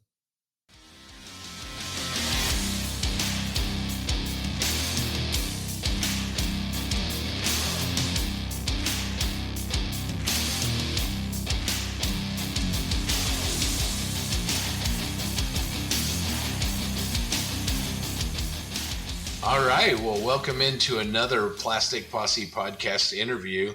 Today, we are extremely excited to bring you a really amazing guy. He's contributed so much to scale modeling. Brett Green from Sydney, Australia. Welcome to the show, Brett. I didn't realize you were talking about me. Well, Brett is a man of many, many talents. He is the creator of certainly one of the, if not the largest website on scale modeling, hyperscale.com.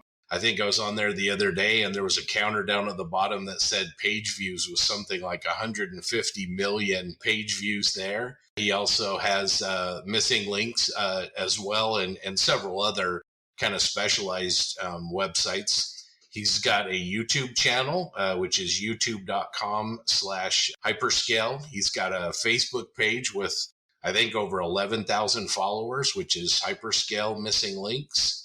I mean, we could just go on and on. He's the editor of Model Military International magazine. He's an aspiring musician. Last, but certainly not least, he's just a terrific modeler. So again, we're really, really thrilled to speak with you, Brett, and have you on the show with us. No, it's a pleasure to be here. Thanks, Scott. All right. Well, for those of our listeners that might not be familiar with you or your work, Brett, tell us a little bit about yourself. When did you start making models? How did it all get started? My first memory of making models was actually having a plastic model, an Airfix kit. I think it might have been a Lysander or something like that, bought for me by my mother after I had an appointment at the dentist. So it was kind of the compensation for the pain, really. And I was hooked, basically, from the age of, I don't know, what I would have been 7 or 8, I guess. I was hooked. And I would always be spending my 20 cents pocket money at the local news agency, where they had like one of these trees of bagged Airfix kits and Frog kits and a few Revell kits as well, some of the exotic stuff. So, yes, it goes back a long way. When did modeling kind of move from more than just a fun hobby as a kid to a little bit more serious, maybe more of a job or a profession even? It was unexpected in a way. I had the usual break that a lot of us do when I discovered girls and cars, and not necessarily in that order. But I came back to it again after I was married, more time spent at home, and I set up a little workshop in the garage and just picked up where I left off, probably 7 or 8 years earlier. And of course, then I guess modeling became something a little bit different. It was more an integration of that tactile model building, but it was also an interest in history and being able to hook up the stories with the plastic to a certain extent. And I got very interested. I joined a local club. We had an IPMS club in Sydney, which I joined, met a lot of like-minded fellows. And for a couple of years, I was editing the IPMS New South Wales magazine. And at the time, I was working as a systems engineer in a telecommunications company. We were just seeing the beginnings of the internet there in the late 1990s, mid to late 1990s. And I was playing around a little bit with web pages, and I suggested to our club that perhaps I could start a club website. But they weren't quite ready for that at that point. So I thought, well, I'll go ahead and I'll do it anyway. The reason for that was that we had this really good magazine, but it had a circulation of, I think it might have been 200 or so, which was actually pretty good for a club magazine at the time. But it was a lot of work putting it together and finding contributions and spending time at home, photocopying and stapling and folding, and got the family involved in all of that. And I thought there must be an easier way to on the one hand, broaden the amount of contributions that we get and also broaden our audience to something a bit more worldwide. So that's why I thought, well, I'll go ahead and I'll do this website anyway. And I initially thought, well, let's call it Wings on the Web, because at that stage I was contributing to a website which still exists now called TrackLink. Paul Owen in Canada runs. Great website. And it was a bit of a revelation to me to see my work up on this website and to very large audiences as well. So I thought maybe if I can do something equivalent to that for aircraft, that would be great. But on second thoughts, I thought, well, maybe I should actually leave my options open and just give it a more generic modelling name rather than specifically an aircraft modelling name. I literally cut up pieces of paper with words that related to modelling on one side and the internet on the other side. So I had, web, internet, scale model, aeroplane, blah, blah, blah. And I just shuffled them around on the table until I came up with a combination that I liked. And the one that I liked the best was Hyperscale. So I thought, okay, let's register that name, which I did, started up the website. My first big challenge was actually finding software that I could use, because I was not a web designer at that time. There weren't very many people who were, in fact. And I was using a piece of software called Microsoft Front Page, which is pretty crude by today's standard. But I used it for the best part of 10 years on Hyperscale until I moved on to Dreamweaver. And at that point, my plan was basically to build up the number of users and visitors on the website. Remember, this is the late 1990s.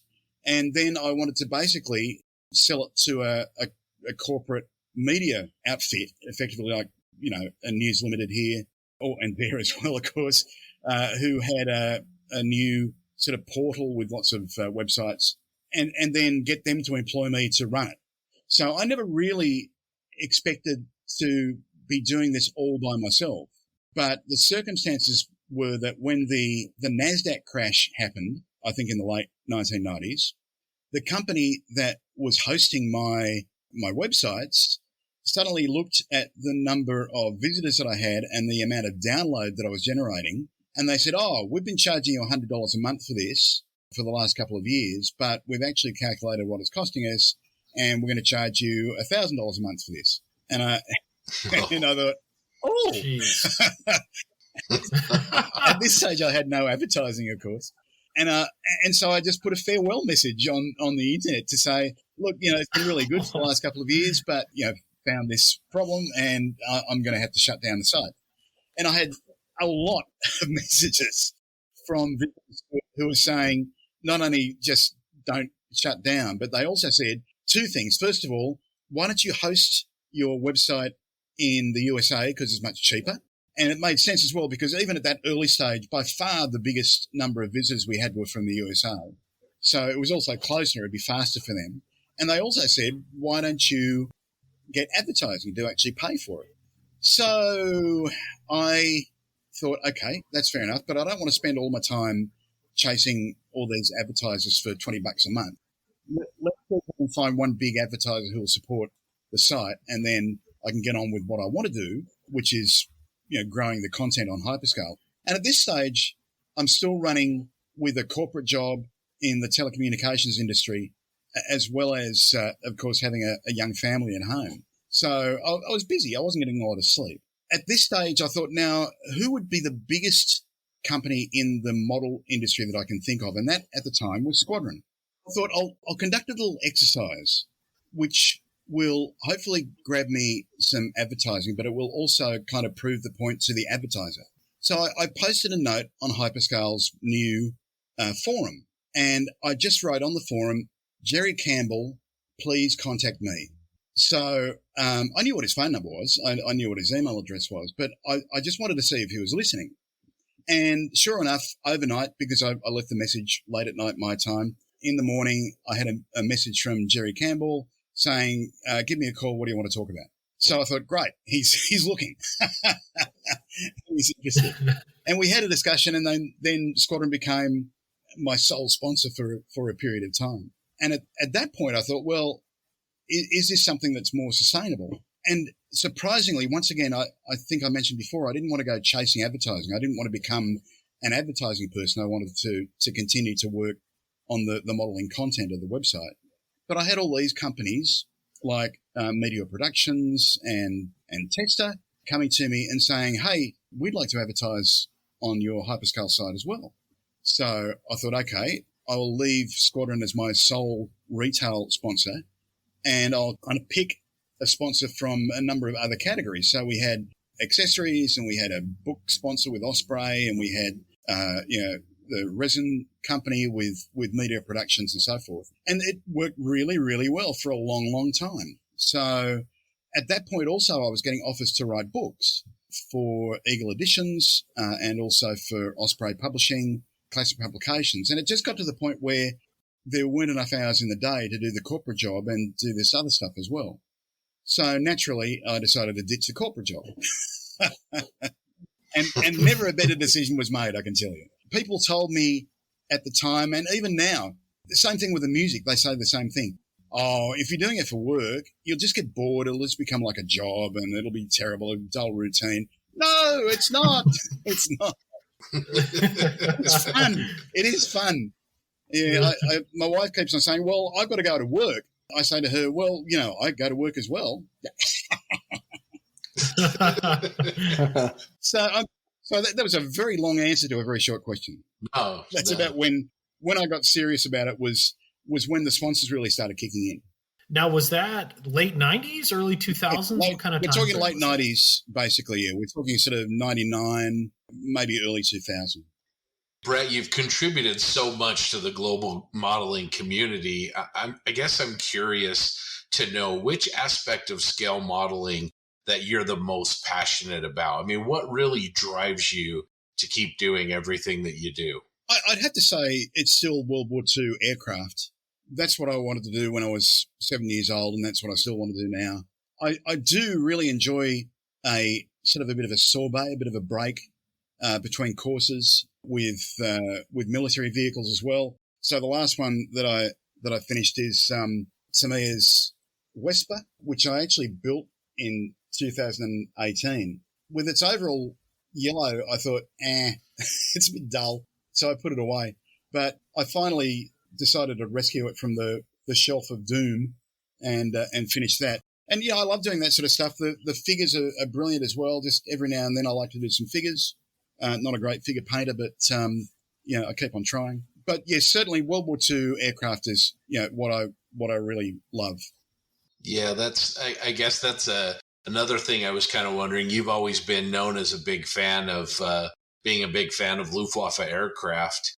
And I think a big part of that is because of, the real diversity in paint schemes on the subject. So are you still building and painting lots of BF-109s?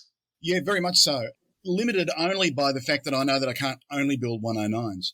So when I consider the content of the magazines, I really have to consider that we need a breadth of scales and eras and specific aircraft types. And although I'd build 109s and 190s until the cows came home, what I really need to do is have as much diversity as possible to do two things for magazine readers in particular. First of all, we want to cater to their specific requirements, what they like the best, but also we want to show them some stuff that they mightn't have considered that they may want to actually do that they hadn't considered before. So yes, really limitation is only the realistic expectations of the job. Are you still building with Chris? Do you still do builds where the two of you work on a kit together? We haven't done one for a while, but I'm sure that we will again someday. Chris has been working on a couple of fairly big projects over the last year or so that have been keeping him busy. But yeah, there's nothing I like better than doing a build, documenting it in detail in photographs and then handing it over to Chris for painting. It's amazing to see his work. You can imagine it looks fantastic online, but it looks even better in real life. Well, I was just going to go with a personal story. Scott had mentioned late war Luftwaffe. Brett, you're still how can I say this? You're still an icon among many circles within IPMS, because I think it was back in the 2005 timeframe, you gave a briefing on late war Luftwaffe, a seminar, and you passed around a piece of an aircraft, and Barry Numerick, you know Barry, 109 guru, still talks about like that day. It was like his child, like a child was born, like just the discussion. He was in his element, and just a personal anecdote that, your expertise and passion for the subject matter certainly rubs off on a lot of people. And I just wanted to share that story to you, that people still talk about it. Oh, that's great. And particularly coming from Barry, that's a very high compliment. So thank you, John. Thank you very much, Barry. But yes, I remember that. I think I had a whole bunch of photos of a G6 at the Australian War Memorial, work number 163824. Mm-hmm. Fantastic aeroplane. And the best thing that Australia ever did in terms of military curatorship was not touching that aeroplane in terms of the camouflage and markings. So they dusted it off, they put it back together, and it's in exactly the colours that it was when it was packed in its crate in northern Germany in 1945. Wow. Yeah, that's awesome. Just brilliant. Excellent. Yeah. I think the next model I'll be working on is an Australian conversion for the new Airfix Beaufort. And I was looking back through some of my photos, museum photos of, there are a couple of Beaufort nose sections in museums in Australia. I read a sign that was propped up the front of one of the Beaufort noses, which looks in beautiful condition. I assume that it had been repainted. But the note says, this aircraft was built at the railway workshops at Chullora, which is a factory in Sydney, essentially. It was, the nose was assembled there. They actually assembled the fuselages and engines and other bits and pieces in different parts of the country. So they had this nose that was never actually attached to an airplane. It was put into a crate, and then in the 1970s, it was opened up by this museum in brand new condition, painted brand new condition. And it's quite amazing when you see the colours on this thing. So it is actually the original wartime colours. It's such a rare opportunity to see something in its initial original colours. Yeah, opening a time capsule. Exactly. Yeah, that's right. Yeah, museums seem to really want to paint over these things, but I really wish they wouldn't, because it's much more interesting when they're in their original colours. Yeah, for sure. And I'm going to go on a personal one. I don't know if you saw on Facebook recently, there's a P40 in New Zealand market. Yes.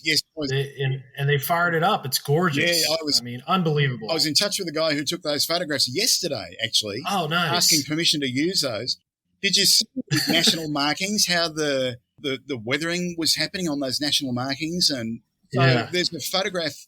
It's not as obvious as the other ones, but it's inside the workshop, and you can see the wings from above with that US dark green scalloping on the leading edge. And yes, fantastic.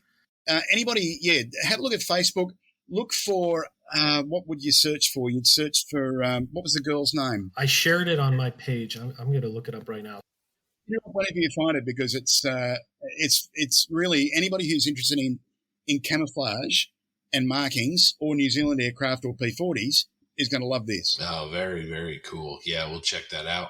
Before I turn the time over here to Doug, I wanted to talk with you. You recently finished that new Arma Hobbies 148 scale PZL. Yeah. It really turned out terrific, but I haven't built an Arma Hobbies kit yet, but they certainly have quite a reputation. What was that build like? How did you enjoy that? It was a delight, an absolute delight. The only slight challenge is that there are some really big attachment points between the sprue and the parts on the leading and trailing edges of the wings, and you really have to be careful. I wasn't careful enough, and I gouged out a couple of big chunks. Beyond that, once the parts are prepared, the build was delightful. It was really very pleasant. I just received overnight also a Facebook message from a company called Bitskrieg, who are releasing a resin radiator for the side of the fuselage on the PZL. PZL sounds better, actually. I think I'll say PZL from now on. And it's exquisite. It is absolutely beautiful. It looks like it's hollow. It's a single resin piece, but it really has that sort of air-cooled radiator, like it's on the side of a motorcycle. So have a look around for that. It's Blitzkrieg, and if you're building the PZL, then I would highly recommend this as a resin accessory that's worth having. That's a great recommendation, yeah. But no, it's a beaut. It's a lovely, lovely kit. Well, one of the beautiful things about your long answers to short questions is you've already answered some of my questions. Oh, no. So, which is just fine. I'd like to ask this. Hyperscale, it's grown to be one of the largest, if not the largest scale modeling forum site on the web. Do you have any numbers?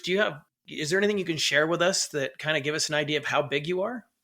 I used to pay a great deal of attention to that, and I've got to admit, I've just been so busy I haven't had a chance to look at it recently. The numbers on the front page are still valid as far as visitor numbers and visitors per month, I think, or week. But I've honestly lost track to a certain extent of what the numbers are.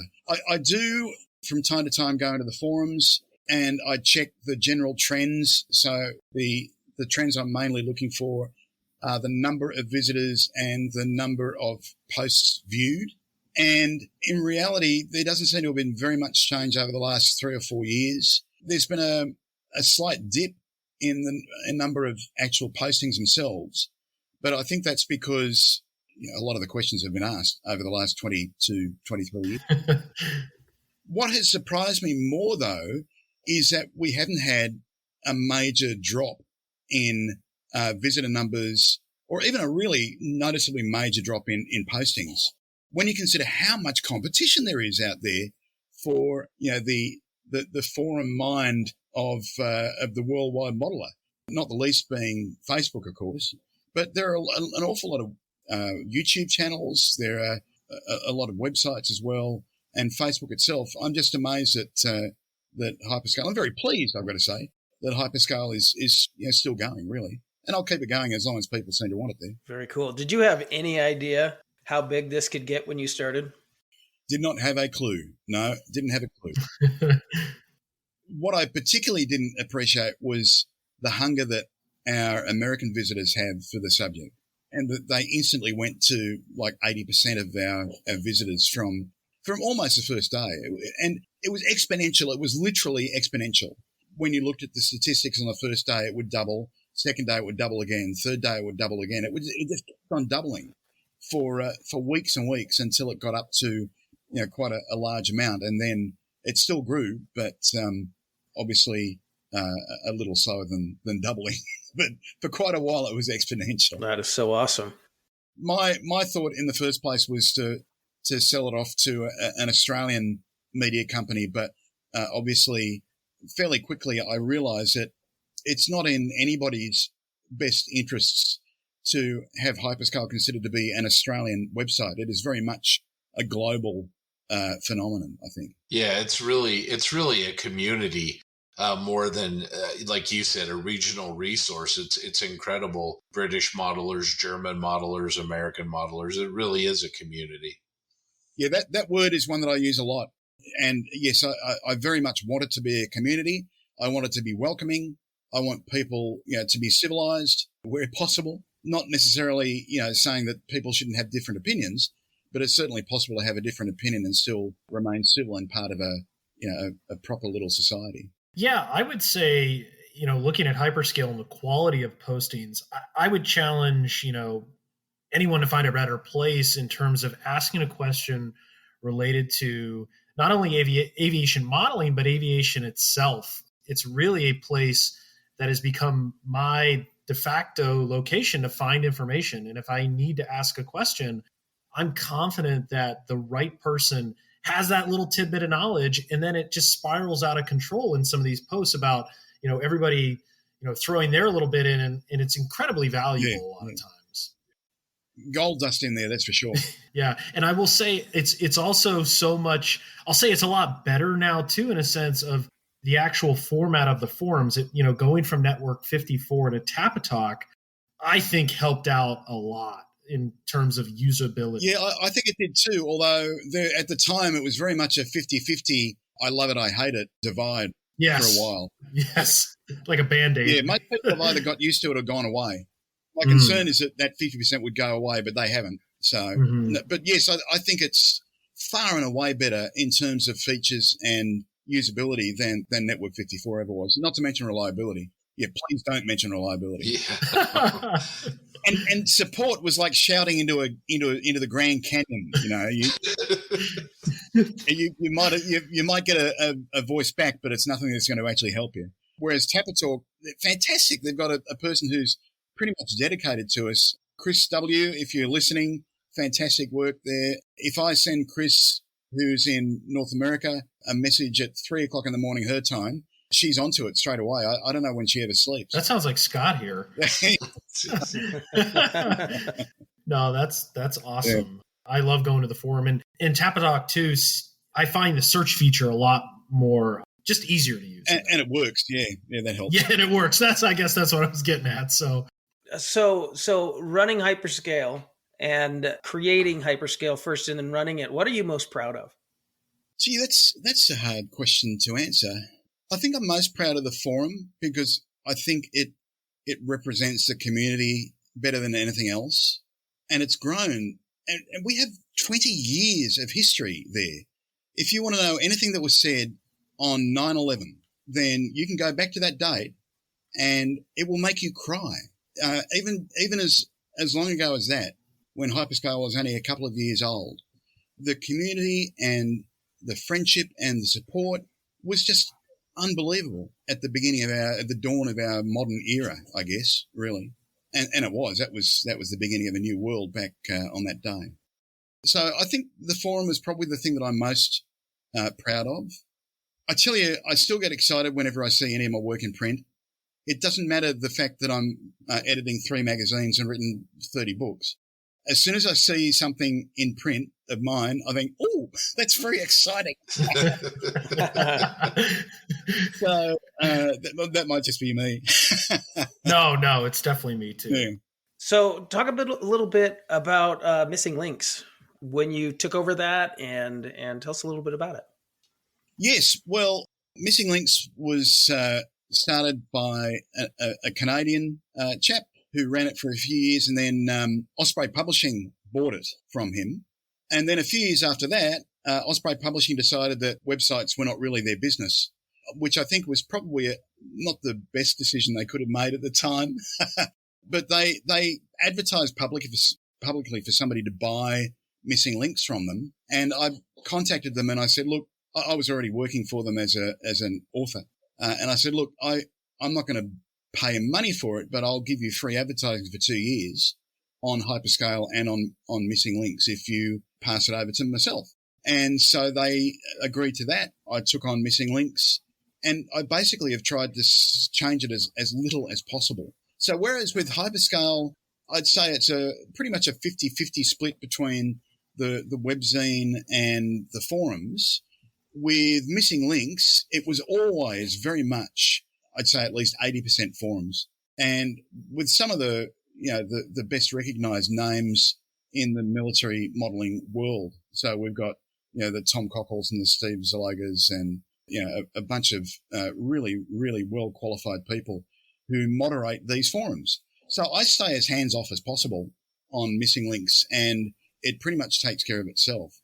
The number of visitors is slightly smaller than Hyperscale. The numbers of posts are slightly smaller than Hyperscale, but it's a really identifiable independent community, and it's as strong as Hyperscale forums, at least, I would say. Yeah, we recently did an interview with Rick Lawler, and he was telling us the story of when he created his amazing piece, The Burden of Sorrow, that where that debuted was on Missing Links, and he talked about the reaction to it and how many messages he received. That was a pretty fun story to hear.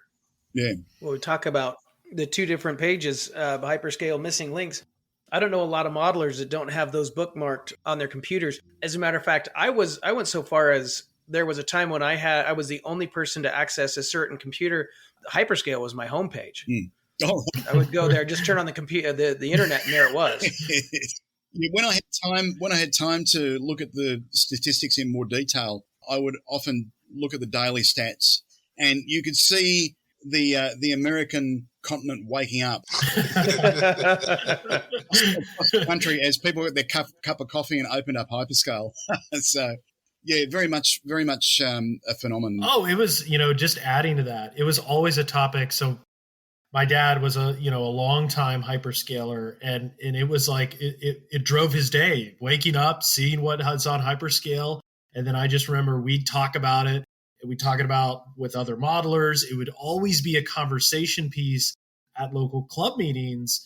And it's like, hey, did you see what was on Hyperscale today? Oh, what did they post last week? So I just want to relay that the site that you've created and maintained and grown has really touched, I would say, nearly every modeler in the United States in some way, shape, or form. And it's just been a powerful tool. And the conversations that you're creating with people is just it's fantastic for the hobby.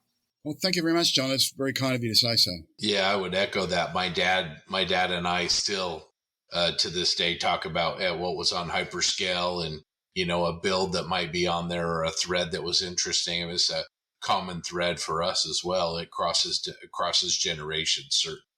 Yeah, that's great. Great to hear that it crosses generations. But I guess 22, 23 years, it's going to happen. Maybe 3 generations now. I hope so. Well, Brett, before we move on, I'm just kind of curious about something. I mean, obviously, you've got 11,000 followers on Facebook. I'm curious as to how the visitors to Hyperscale and Missing Links kind of cross over with your Facebook visitors and now, as of late, your YouTube visitors as well. I mean, you have kind of a feel for how that works? Yes, I guess to a certain extent, the Facebook Hyperscale and Missing Links page is a promotional tool as far as I'm concerned. So it's not so much an ends to a mean, it's more a way to direct traffic to the particular article that I might have written in the magazine or that might be in a gallery on Hyperscale or so forth. So really, I think there's so much on Facebook at the moment that I'm not trying to compete with what's on there. Really, I'm just using it to kind of corral the interest and direct it to whatever the magazine or the website the subject might happen to be in. YouTube is kind of I've got to have YouTube in order to post the embedded videos on Hyperscale. If I post a video on YouTube and I don't post it to the What's New page on Hyperscale, I'll get a couple of hundred, or maybe 1,000 views. If I post it on Hyperscale's What's New page as an embedded video, then I'll get 10,000, 12,000. So it's a bit of a sanity test on the YouTube side of things as to what people are looking at. And it seems to me that more people are going to look at it on the What's New page than they are on YouTube. And once again, there's so much competition on YouTube that it's, I'm not going to try to compete with some of these guys who do nothing but build videos or that sort of thing. I can't do that. So I stick to my knitting, basically. I stick to the stuff that I know that I can do best. Well, since we're talking about that, when Brett Green is on YouTube, what is he consuming? What do you look at? Who do you like to follow? I honestly, it's a time factor. It's not that I don't want to, but I just don't watch a lot of modeling videos. I tend to get stuck on Saturday Night Live clips. That's the truth. And the problem is, the more I watch, the more suggestions they put up for me to watch. So I don't get much of a chance to actually look at the build videos. No. All right, we'll move on. You're also a publisher, so we're curious. You're the editor of Model Military International. Tell us about that. Yeah, it was an interesting story. So I should clarify, I just work for the publisher. So I'm contracted to do the magazines. Doolittle Media is the publisher in the UK. It was ADH Publishing before that.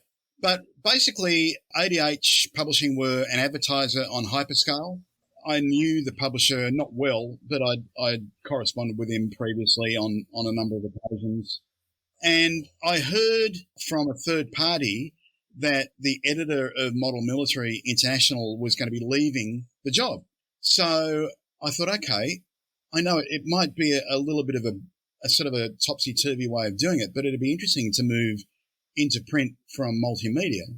And I thought I could probably do it. I thought, I've got your typical white man's overconfidence. So just because I'd never done a job didn't mean that I didn't think I could do it. So I contacted the publisher and I said, look, if anything ever comes up as far as an editor's job on any of your magazines, I'd be very interested to have a go, which was kind of, I was expecting then he was going to say, oh, well, as a matter of fact, but he didn't know at that stage that the editor was leaving. So I got a phone call the next week from Alan to say, oh, guess what? We've got a job. And he said, we've never had somebody working 10,000 miles from the office before, but we'll give it a try. We'll see how you go for a few issues and we'll let you know. I'm still doing it after about 11 years, so I assume that I passed the trial. So, Brett, you're doing not only the Model Military International, but also, which is the military version. There's two of them, essentially. Yeah, Military Illustrated Modeler. Yeah. Military Illustrated Modeler. What happened was there was a magazine called Military Illustrated. And it was one of these kind of old-fashioned 1970s style magazines that had Napoleonic pencil drawings and stories of the Civil War and all this sort of stuff. And it wasn't selling. It just wasn't selling anymore. So the publisher wanted to maintain the space on the newsagent stand. And apparently this is a very important thing. So they wanted to have it as something that had a direct connection to Military Illustrated. Therefore, they called it Military Illustrated Modeler. When I was talking to Alan and Marcus about it, I was saying, why did you call it Hyperscale Magazine and Missing Links Magazine? And we leveraged off the brand identification. And they said, yeah, but, we want it to be on the shelves. So it was Military Illustrated Modeler was born. Marcus does the military version and I do the aircraft version. Yeah. And those are published every other month. They are. Yes, that's right. And then the Model Military International, that is published every month. That's correct. Yes, that's right. And it's sister airplane magazine as well. That's right. During COVID, basically, Spencer was on furlough. And I understand in the UK that if you're on furlough, you can't actually be doing your job. The government pays you, but you can't do your job. So I took over during the furlough period and Spence decided he quite liked that. So a change in role. He's now actually providing articles for Marcus and myself in Tamiya Mag and also MAI. And it's worked out fantastically well. We were just in touch the other night. Again, he was interested in doing the kinetic Pucara, the twin-engine Argentine aircraft. And I thought, oh, well, that's great. Okay, how about I'll do the Harrier GR3 and we'll do a Falklands War special with those two in the same issue. And it's really, really good to have someone like Spence to be able to sort of bounce around those ideas and to come up with this thing and have reliably good models, fantastic models really, and reliably good articles that I don't have to do very much to get them to publish. So those magazines are traditional magazines, but also available electronically as well, are they not? That is correct, yes. What does a typical issue mean for you as an editor? Like, what do you have to do time-wise? What do you have to put into those? It's funny, particularly now that I'm doing 3 magazines. It's nothing like the very rigid kind of process that I used to do with just the 2. So it tends to be a little more fluid than it used to be. My first objective is to try to make sure I'm always ahead on building. So I don't want to be starting layout on a magazine and still have a model to build. So if you see a model in the issue of a magazine, it means I've probably built it a month before. I'm actually trying to get ahead of that as well at the moment, just in case something goes wrong. It's nice to have a bit of extra content up your sleeve. So the building is one aspect of it.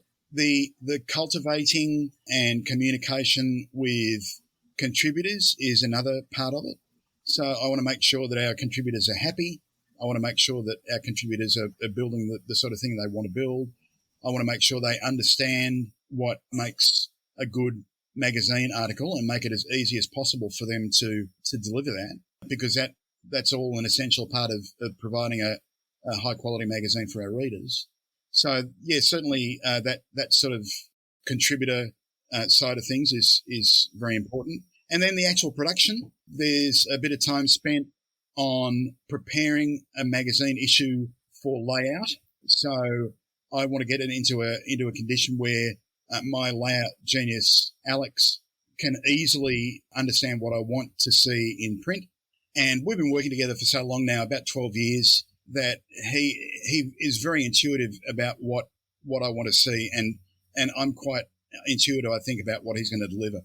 So it's a fantastic relationship. If you can work with an artist like that over such a long period of time, it becomes like a marriage to a certain extent. Yeah, sorry, Debbie. Yeah, so preparing for layout is another part. Once it goes to Alex, then obviously he lays it out in InDesign, in Adobe InDesign, and then it comes back to me.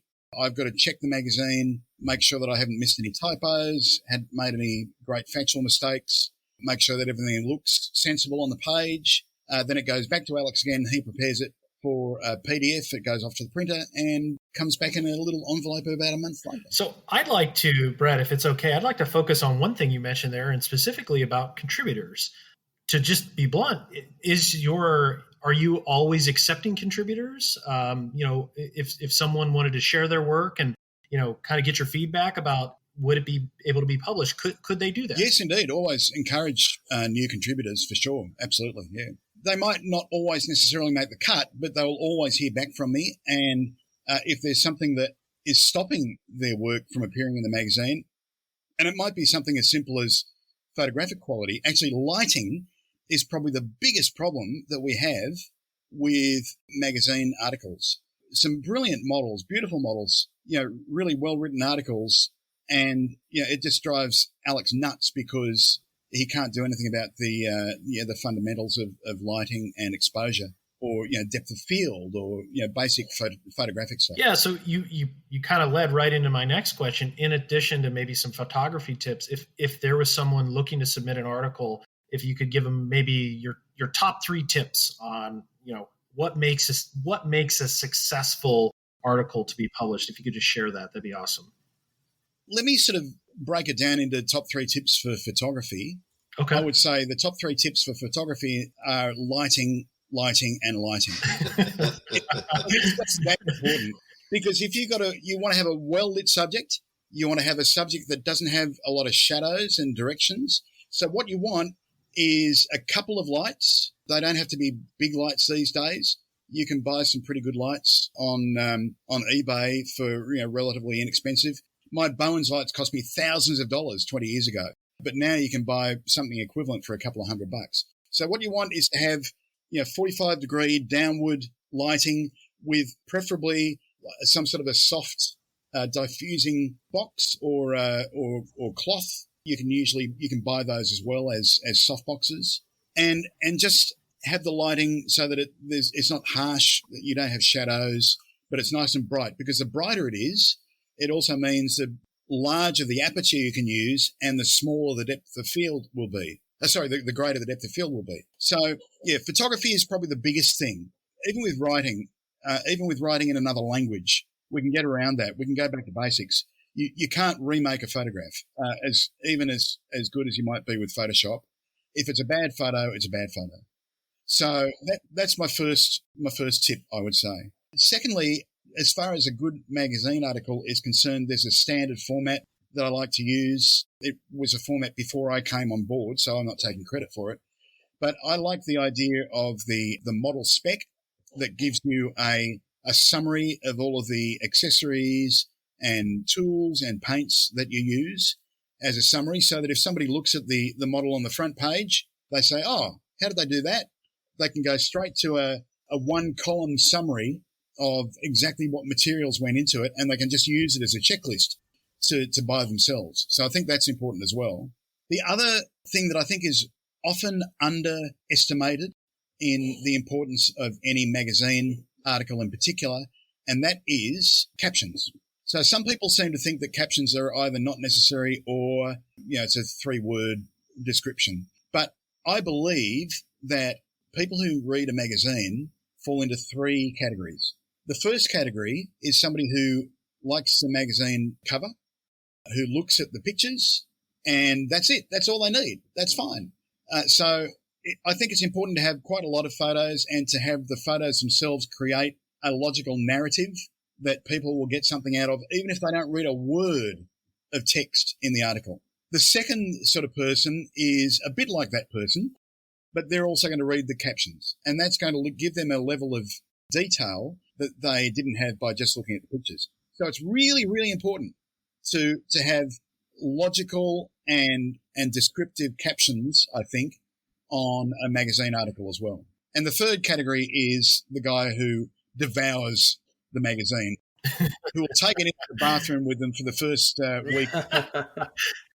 No, that's great feedback. And it's funny you mention the model spec and captions, because I actually, before I sent you that article last night for the T3485, I was like, I remember, writing for Brett, I always like to include this for him. So I went through all my captions, looked at what paints I used, categorized them for acrylics, enamels, and I'm really happy to hear you say that, because it's like, okay, time well spent. It really is. It's possibly the most useful thing about an article for a lot of modelers, because what I used to do, I used to go to Chris's shop in the mid-1990s.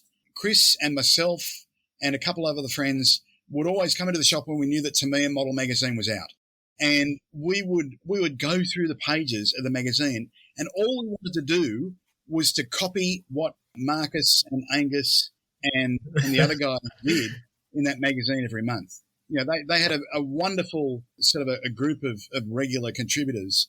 And that's the other thing that I quite like as well. If I can have, MIM has got this to a certain extent, a bit of an ensemble cast of contributors. I think that's also something that will bring people back. Yeah, you hit on something very important there. When I write articles, captions, I always try to write 1 to 2 sentences, trying to explain what's going on in the photo instead of this was painted in acrylics. Yeah. I've kind of lamented on the show before, sometimes with magazine articles, there's things glossed over. And you bring up a very important point about listing explicitly what paints you use, because as a reader, that's what I want to consume. Scott, he's always asking, what exactly did you do? And I kind of take those and put them towards a magazine article. And it's great to hear that, again, that's what readers want. That's what you want as a publisher or as an editor. Going, expanding on the article and to help possibly a new modeler get into publishing. When you think about photography, I've seen benchtop photos and I've seen, kind of the professional white background photos. Are benchtop photos okay for in-progress shots, or do you have a preference? How does that work? I always prefer, I cringe whenever I see a green cutting mat. I really do. Good to know. I much prefer a white background. It's for a pragmatic reason. It drives me slightly nuts doing it, because now I've actually moved my office work, my building space into a different part of the house to where I take my photos. So I'm always traipsing back and forwards through 2 doors from the model table to the photography table. But I'll still do it every time, because it's a better result. The purely pragmatic reason as an editor that I prefer white background photos is that it means that we can flow text around the image. So if we've got a green mat as a background, it means that we're pretty much stuck with having to have a rectangular or a 4-sided image, and it limits the creative input that Alex, my layout person, can put into it. So the advantage of a white background is you can do anything with it. You can just cut and paste and flow text around and flow them into each other and all that sort of stuff. So it's better for the way it looks. It's better for the way we can tell the story. Now, going on or continuing the background theme, I sent you some photographs last night of the finished model with a 2-tone background, going from white to black. How do you like that as an editor and even your designer? Because if you don't like it, I won't do it. I'm just curious if that is okay. I think they look really good online. I think that kind of gradated thing. But what you'll find is that when you see the pictures that you're giving me with the graded background in the magazine, you will find that Alex will have photoshopped out the grey bit. So it'll be white. That's good to know. It's not a particular problem, though, unless it's a sailing ship in which case I'll be cursed from England. I'm looking over at my photo booth. I'm going to rip the two-tone off and go shoot all my T-34 pictures. I think everything has its place. I think there are certain things that look good online, and there are certain things that work better in print. And those graded pictures online as a big kind of a full screen image look fantastic. They really do. It's interesting as well.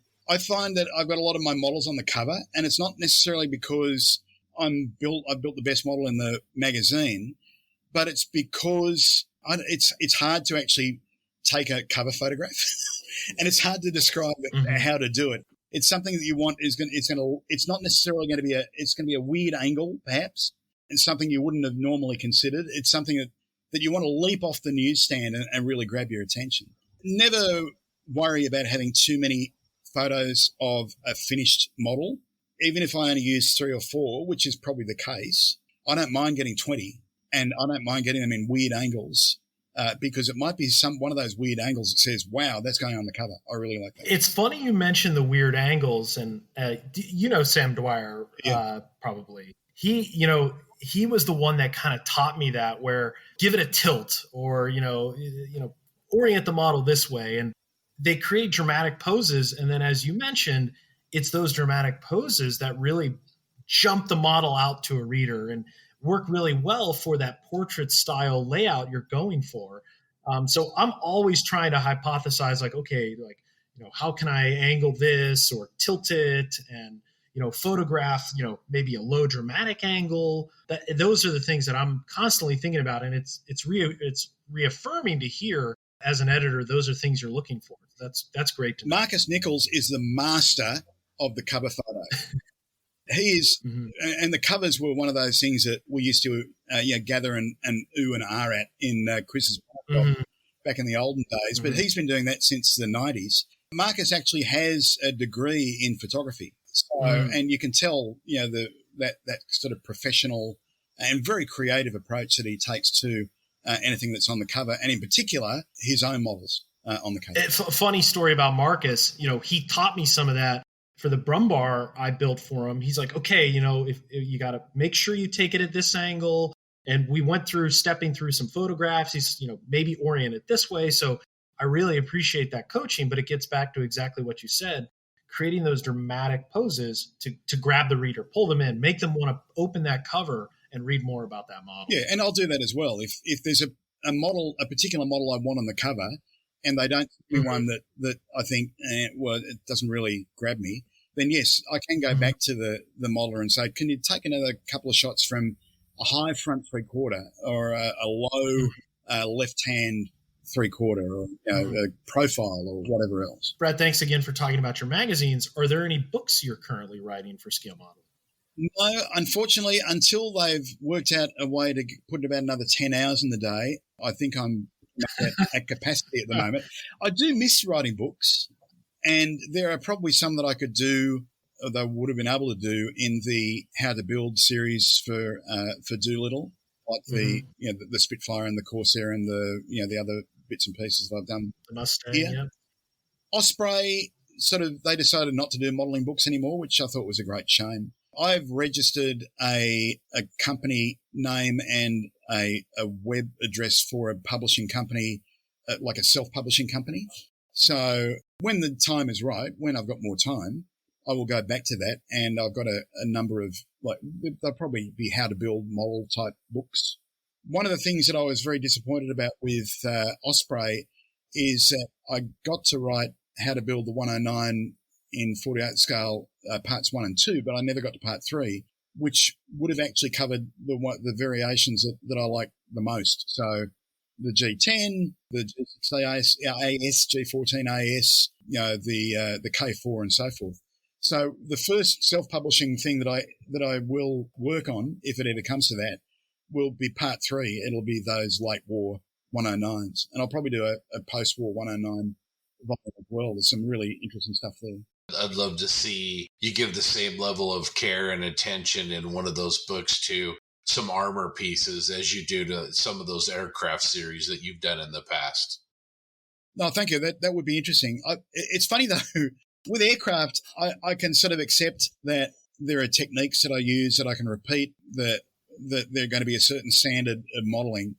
Whenever I open the box of an armor kit, I'm thinking, oh my goodness, is this going to turn out all right? So, and every time I paint an armor model, it seems I'm doing something different. So in some ways that's good, but particularly on weathering, it just changes every time. So all I do is I build it, I write about it, and then I move on to the next one. Nice. So talking about, maybe books in the future, any other big plans for 2021? No, really, just keep on working. I think that's the objective. Maybe have a day off at some stage would be good. Don't get a lot of. No, I can understand it. With the pandemic, of course, traveling is very limited, but do you see yourself coming over to the United States at some point, maybe going to another nationals? I'd love to. I would love to. It's been so long since I've been to a Nats, and it's such fun to actually meet up with people face to face. It was great to see you, John, at Hamilton there a few years ago. Yeah, what a great that's that right. was, eh? That was fantastic. I got the Canadian A in there already. Sorry about that. I would love to get back to a Nats. They are so much fun. And just another, I'd love to have any of you guys been to one of the meet the Hyperscale visitor sessions that we've had at the Nats in the past. Boy, they're fun. They're really good. Yeah. Dana Bell is always there, sort of keeping me on my toes. Yeah, fantastic modeler and really unbelievable researcher. And great guy. What a wonderful guy. Yeah, super nice. I was going to mention Scott and Doug on the line here have never been to an IPMS. No, really, not once. Well, be prepared to have an ice cream headache. Let me tell you that. Yeah, we're all going. We've all got our reservations for Vegas in August, and the guys in Nevada keep telling us it's going to happen. It's going to happen. So we're fingers crossed. And I'm sure it'll be what happens in Vegas goes straight onto the internet. Right on a hyperscale. Oh no, so I'm super stoked to be their chaperone. But, very good. In better times, maybe you could have joined us, but maybe over the next couple of years. Yeah, hopefully we'll all have a jab in the next few months, and things will start to get a little bit more normal. For sure. So maybe, Brett, this time we're going to transition the conversation a little bit, from publishing maybe back to yourself. And, we have a couple almost standard questions we love to hear from modelers, and it kind of gets us in the frame set of how they approach the hobby and what inspires them. And with that, the first question, there's always a debate around, is modeling art? Maybe if you could just take a few minutes and tell us what your thoughts around it are about it. And maybe, do you consider yourself an artist, or how do you feel? Generally, I think the answer is no. I think we are craftsmen rather than artists. I think there are some exceptions. I think you can look at certain modelers, look at Mike Rinaldi, look at Chris Walker, and you could say that what they are doing is very artistic. And I know with Chris, his technique is basically to look at something and make his model look like the real thing. And I think that's probably a definition of art. It's not a combination of techniques. He says that he thinks it's a bit like being an idiot savant. So he looks at a picture, he paints and weathers a model, but he doesn't ever quite remember all the detail of what he's done. So he's working in a trance. The results speak for themselves. But I would say for mere mortals, probably like ourselves, certainly myself, I feel like I'm more involved in craft than art. If I'm writing a song, I think that's art. But I've only ever managed to combine those two things once. So, and it never really went public. So. No, that's a great question. And it's certainly one that there's certainly no right answer, and everybody, and it's really interesting you bring up the craftsman piece. I think that's one thing that we really haven't hit on, and it's great to understand that perspective. Brett, transitioning a little bit, recently we spoke to Spencer Pollard, a fantastic modeler, as you know, close friend of yours. One of the things he was really great to talk with about is modeling efficiencies and how he approaches builds. You're in a very similar situation with deadlines and really just I feel like you have a production line over there. Can you talk about maybe the steps that you take to make your builds more efficient and getting through things quick, I guess? Yeah, I generally try to not start a new kit until I finish the one that I'm working on. There are exceptions to that rule. That little Vespa is one of them. I finished it in 2018 and put it to one side. But ultimately, I can't afford not to finish a model, which means also the other rule is don't sweat the small stuff. So if I'm not happy with it, then tough luck, really. It's going to get published. And to a certain extent, it's more interesting to write and photograph about things that have gone wrong rather than things that have gone right. Now, I'm not going to complain about writing about a Tamiya kit. Equally, I think it can be just as interesting, if not more so, if I were to pick up a 20-year-old, classic airframes kit and talk about the challenges and the problems and the issues that I might have seen in that build.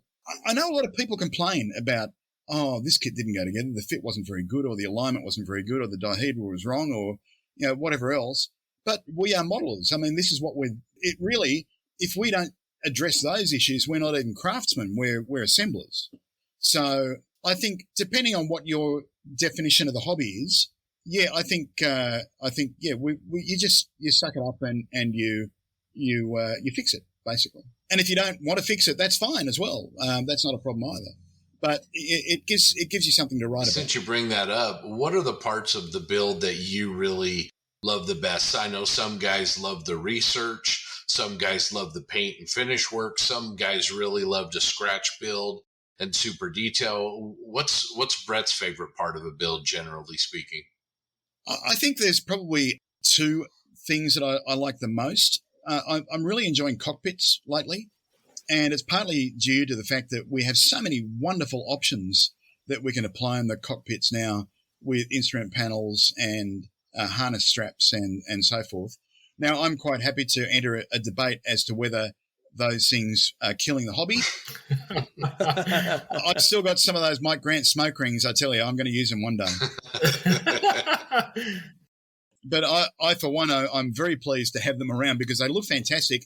And they speed up a build too. So from my point of view, that's a good thing. But painting, I really enjoy painting airplanes. Painting aircraft is one of my favorite things. You used an Aztec airbrush for a long, long time. Are you still using that, or have you moved to a different brush? No, it's died, unfortunately. It lasted a very, very long time. And with a lifetime guarantee, they would give you essentially a replacement. They'd replace it if it was broken. It's like the 40-year-old hammer that's had 20 heads and 15 handles. It had the lifetime guarantee, but it didn't have very much in common with the very first one that I had. They changed the policy after a while, and when it meant that I had to actually buy the bits to replace them, I decided to buy an Iwata HPC Plus airbrush instead, and that's mainly what I'm using at the moment. In fact, I've got two of them. Because I use them a lot, I try to keep them clean as much as possible, but they eventually lose their edge, even with new needles and new nozzles. So I've got sort of a rotating thing happening where after about 2 years, I'll buy a new one, and that's used for the fine work, and the old one's used for the broad work. Yeah, the HPC, I was just looking. That's my staple brush. Absolute workhorse. I love it. Yeah, they're great. They are good. My first airbrush was the HPC, no C+. It was just HPC. It's 30 years ago when I got that one. Classic. And that was an excellent brush. Yeah. So, Brett, I'm glad you brought that up, Scott, about airbrushing. Brett, now correct me if I'm wrong. Do you paint with your thumb? I paint with my thumb. Yes. That's what I thought. Okay. I don't know if Scott or Doug have seen that before, but very interesting way to hold an airbrush, I think. Some people have suggested that it looks more like I'm stabbing something rather than an airbrush. But when I bought my first airbrush, I didn't know any other modelers. The internet didn't exist. And I just thought, well, I'll use it the way it seems natural. And the way it seemed natural for me was the thumb. So, and it worked. It's fine. I've tried. Yeah, I really have, honestly. But it just feels weird to me. No, that's really interesting. And I know it's me versus about 20 million models out there. But, Hey, whatever you're doing works, so Yep. keep going. I say. said unjustified confidence. I'm full of it. Rock stars of the hobby, Brett Green's thumb. Yeah. Yeah, I mean, Brett, it certainly does work. The amount of control you have, maybe since we're on the topic of airbrushing, a technique that I think you excel at is post shading, and specifically, panel lines. And can you talk maybe about, that? We'll use an example, late lower Luftwaffe, the subtle post shading you do. Maybe talk about the paint mix and just how do you achieve that effect? Because I'm enamored by it. Oh, thank you very much. It's layers. It's layers. So once you put the base color down, say 75 gray violet on a Luftwaffe wing, then what I do is I will empty the cup. I'll fill it half with thinners. I usually just use isop alcohol like that. Handy if you need a little drink as well. So, and then I'll put a thin mix, but still a reasonable amount of paint with about half 75 and about half 76 light blue. So this is going to be a thin mix, and then I'll be spraying it in very, very small streaks, spots, some mottles. I'll do a little bit of streaking on the leading edge to indicate airflow. This is all in the slightly paler shade of RLM 75. Then I'll spray the 74 grey violet. I'll repeat that stage, having a lighter shade of 74 while the masks, if I've got masks, while they're still on. Once that's done, then comes the actual panel line shading. And what I will do there is I will certainly have a very thin mix, a few spots of XF64 red-brown, a couple of spots of XF1 flat black, and I will have that really in a half a cup of thinners. So it's very, very thin, almost pure thinners. And I'll run a few thin coats along the control surfaces. So certainly the hinge lines for the rudder, ailerons, elevators. And then I will do the same for some, but not necessarily all of the panel lines. And I'll also use the same mix to do a few spots and streaks, in particular at the wing root. So I might have some streaks, vertical and horizontal, around the wing root so that it looks generally darker and more weathered in that area. So it's layers, as I say, and it's those kind of three layers that I mostly use. I've also lately occasionally started using Tamiya's pastel chalks in their weathering sets. So I'll rub the little eyeliner applicator with the mud color on the surface of the wing, not the whole wing. And then I'll just sort of, with my finger, I'll rub it around the wing, and that will tend to, particularly with Edward, it's a really good technique for Edward kits because the little recessed rivets get filled with this darker shade, and then it's just sort of wiping off the excess of the pigment from the surface. Very cool. It sounds like you're using mostly Tamiya paints. What other kinds of paints do you usually like? And are you using any of the new Tamiya lacquers or any of the SMS lacquers? Yeah, I'm using some of the Tamiya lacquers, the ones that I can find. I like the Gunzy Mr. Color lacquers as well. The SMS, yeah, I've just bought some actually. I haven't used them yet, but they look good. They look like they're good to go straight from the bottle. They've got some funny classifications of color names, but I think I can work it out. But generally, to me, acrylics are great. They spray really well, but you've got to hit them with Future pretty much straight away because they tend to be a bit chalky, easy to damage. The Gunzy acrylics are the opposite. They tend to stay kind of susceptible to fingerprints quite a long time after you've painted them. So, yes, either generally it's going to be Future over Tamiya or some form of lacquer these days. I will try to use spray cans when I can as well, just because I'm lazy and I'm time poor, and also because with Tamiya spray cans, they spray beautifully. Yeah, is it AS12, the natural metal? Yeah, my favorite, yeah. That color, I feel like I've bought all the bottles I've bought are because of your or Spencer's builds. I mean, what you can do with that rattle can, oh man, it's God's work. I'll tell you what I have found, and that is because we haven't been able to get Tamiya anything, haven't been able to get it to me at points, glues, anything like that. And I went down to a hobby shop down south of Wollongong called Model Sports, and they didn't have the silver that I wanted, but they had these AK extreme metal. Wow, they're great. They're really I can thoroughly recommend them. I paid full retail price, so there's no ulterior motive. But they've got 4 or 5 different colours in the range, and unlike Alclad, which can be a little bit temperamental when you're masking over them, these are fantastic, just absolutely brilliant.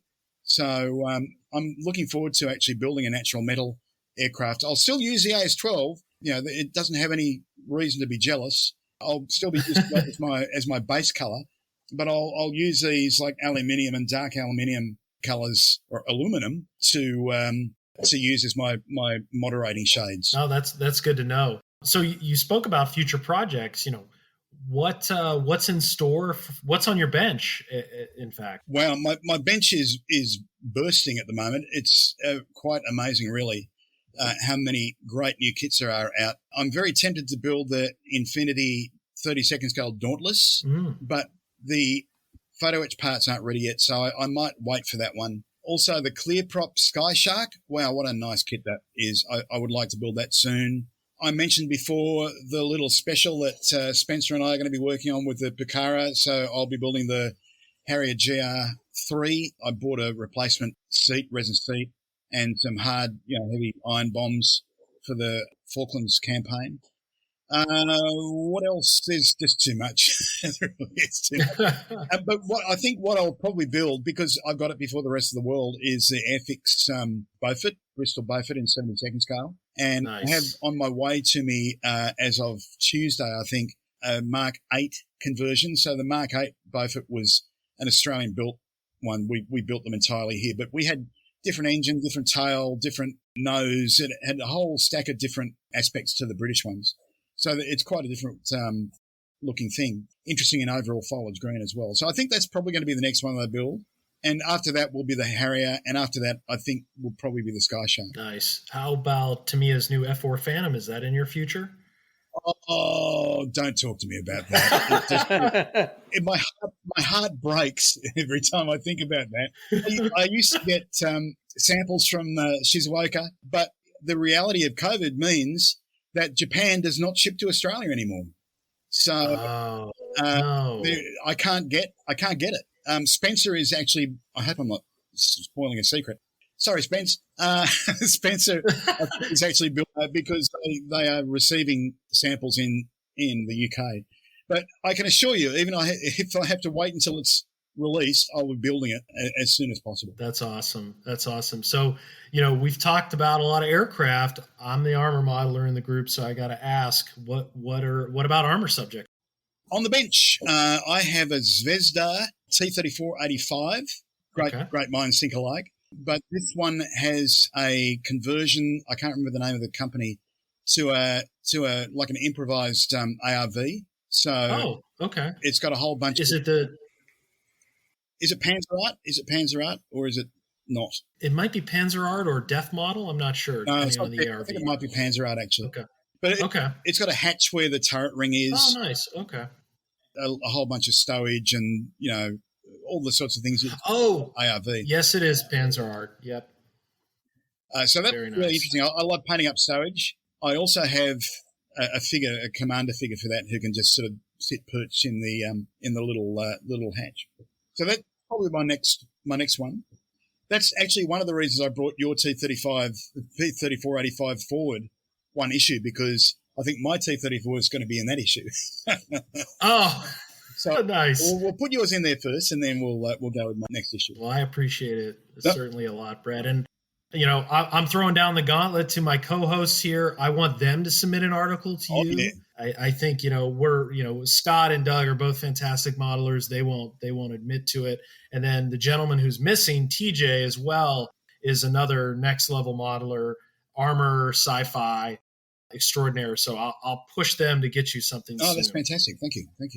John, since you mentioned sci-fi, Brett, haven't seen a lot of science fiction subjects. Anything that you might want to build one of these days? Maybe a Maschinenkrieger kit or something? Yeah, Some of the Star Wars stuff, I'd really like to build an X-Wing. When I was a teenager, it must have been later than that. I built a Snowspeeder, but I think that movie didn't come out till 1979, so I must have been a bit older. Snowspeeder, so that was about a 1/6 scale, had a big Stormtrooper figure on top of the Snowspeeder. It was great. AMT, I think. So, yeah, a few of those Star Wars kits would be good. Millennium Falcon, that'd be nice too. I'd actually replace some of the vents on the back with real Tiger One Tamiya ones. There you go. There you go. I need a tip on an Australian subject. One of my favorite aircraft of World War II is the Boomerang. So what is the best kit of the Boomerang? Special Hobby is still you go with that at the moment. A 48 scale, or do they do a larger one? Yeah, 48 scale.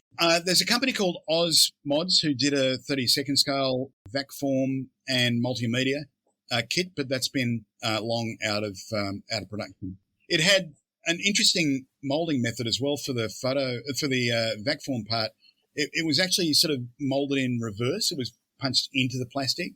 I don't know exactly how to describe it, but it was a funny idea. But yes, I think I've still got one of those stashed away somewhere. Interesting. Yeah, thank you for that. I'll have to pick one of those up. Speaking of Special Hobby, one of the releases that I'm excited about is the Westland Whirlwind in 1/32nd scale. Are you going to do a build of that kit? Yeah, I would like to do that. Yes, it goes onto the ever-growing pile. Nice. But no, it's a great-looking model, a great-looking aircraft, I should say. I've still got the Cooper Details vac form. In fact, I think I might have two, which I'll build one day. Nice. Well, Brett, we're coming to the end of the interview. I have to thank you so much for taking the time to talk with us. It was certainly a really valuable conversation. I'm certain our listeners are going to love it. So from the bottom of my heart, thank you. And I hope to see you in person, sometime soon. Yeah, that would be great. It'd be great to catch up again with all of you. Yeah, thanks, Brett. Like I said at the beginning, real pleasure. I've been waiting for this a really, really long time. So thanks for your time. It's been a lot of fun. Thanks, Scott. No, it's great here too. Thanks a lot. We really appreciate it. Thanks, Doug. All right, it's been fun. I hope I haven't driven too many of your listeners away with rambling on for the last hour and a half. Oh, it's been great, man. All right, see you at the show. Yes. There you go. There you go. Absolutely.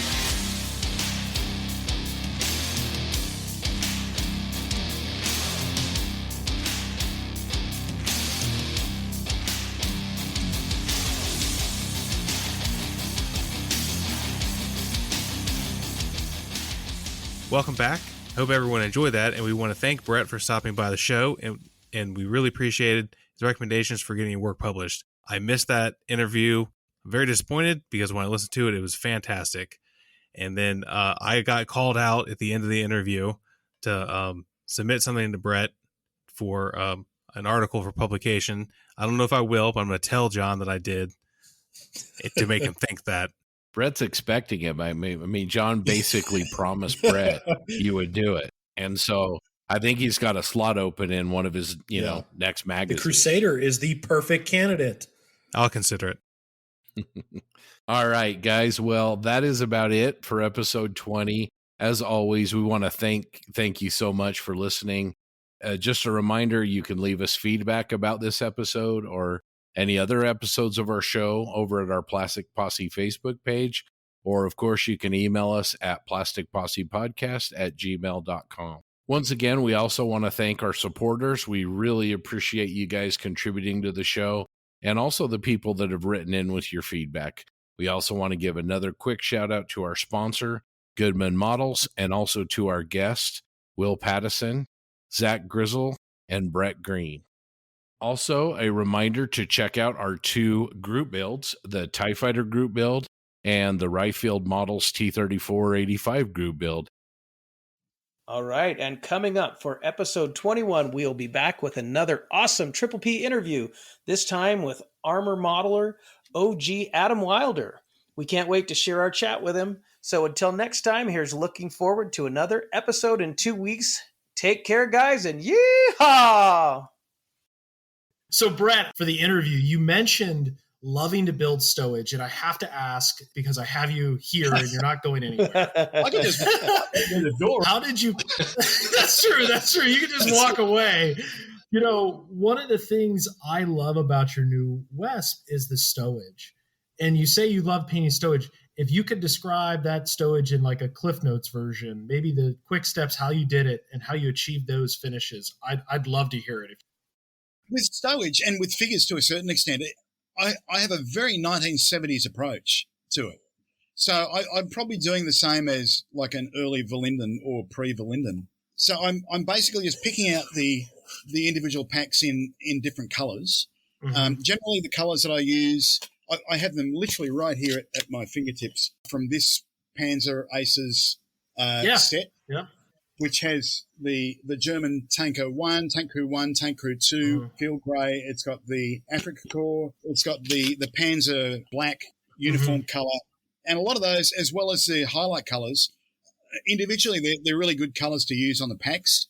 The thing with this technique is you've got to hold your nerve. So you paint the packs individual colors, and you think, my God, that is horrific. Because it's so lurid, you know, brown's in there as well. But it's really, really lurid and horrible. So, and you've just got to think, okay, I'm pressing on. The next step I will generally take is to dry brush. So, and I'll usually use one or two different colors. So I'll use a paler version of a brown and a paler version of a green.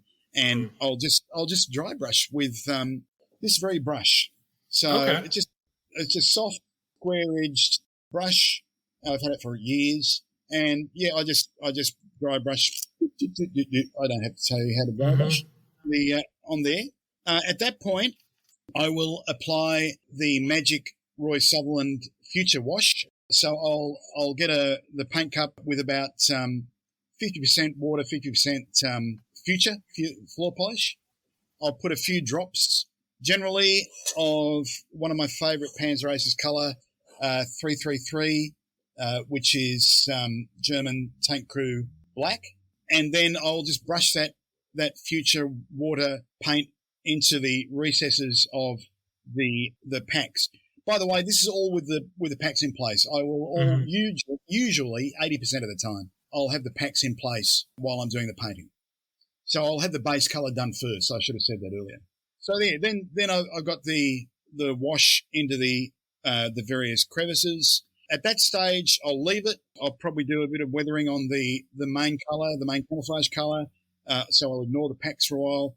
I'll do a flat coat, and then I'll pick out things like the various straps and bits and pieces in a combination of like a sand color. I think it's a Vallejo sand if I'm doing it as a rope, or a leather color if I'm doing it as leather. And that's about it, really. And metallic bits are last, obviously. So if there are buckles, hardware that are silver, I actually usually use oily steel, Vallejo oily steel for that. And that's obviously the last thing that goes after everything else. But yeah, it's quite straightforward, and it's quite old school. Oh, really. I love the result. That's why I had to ask. So I appreciate you hanging around for a few extra minutes for it. No, my pleasure. No, that's great.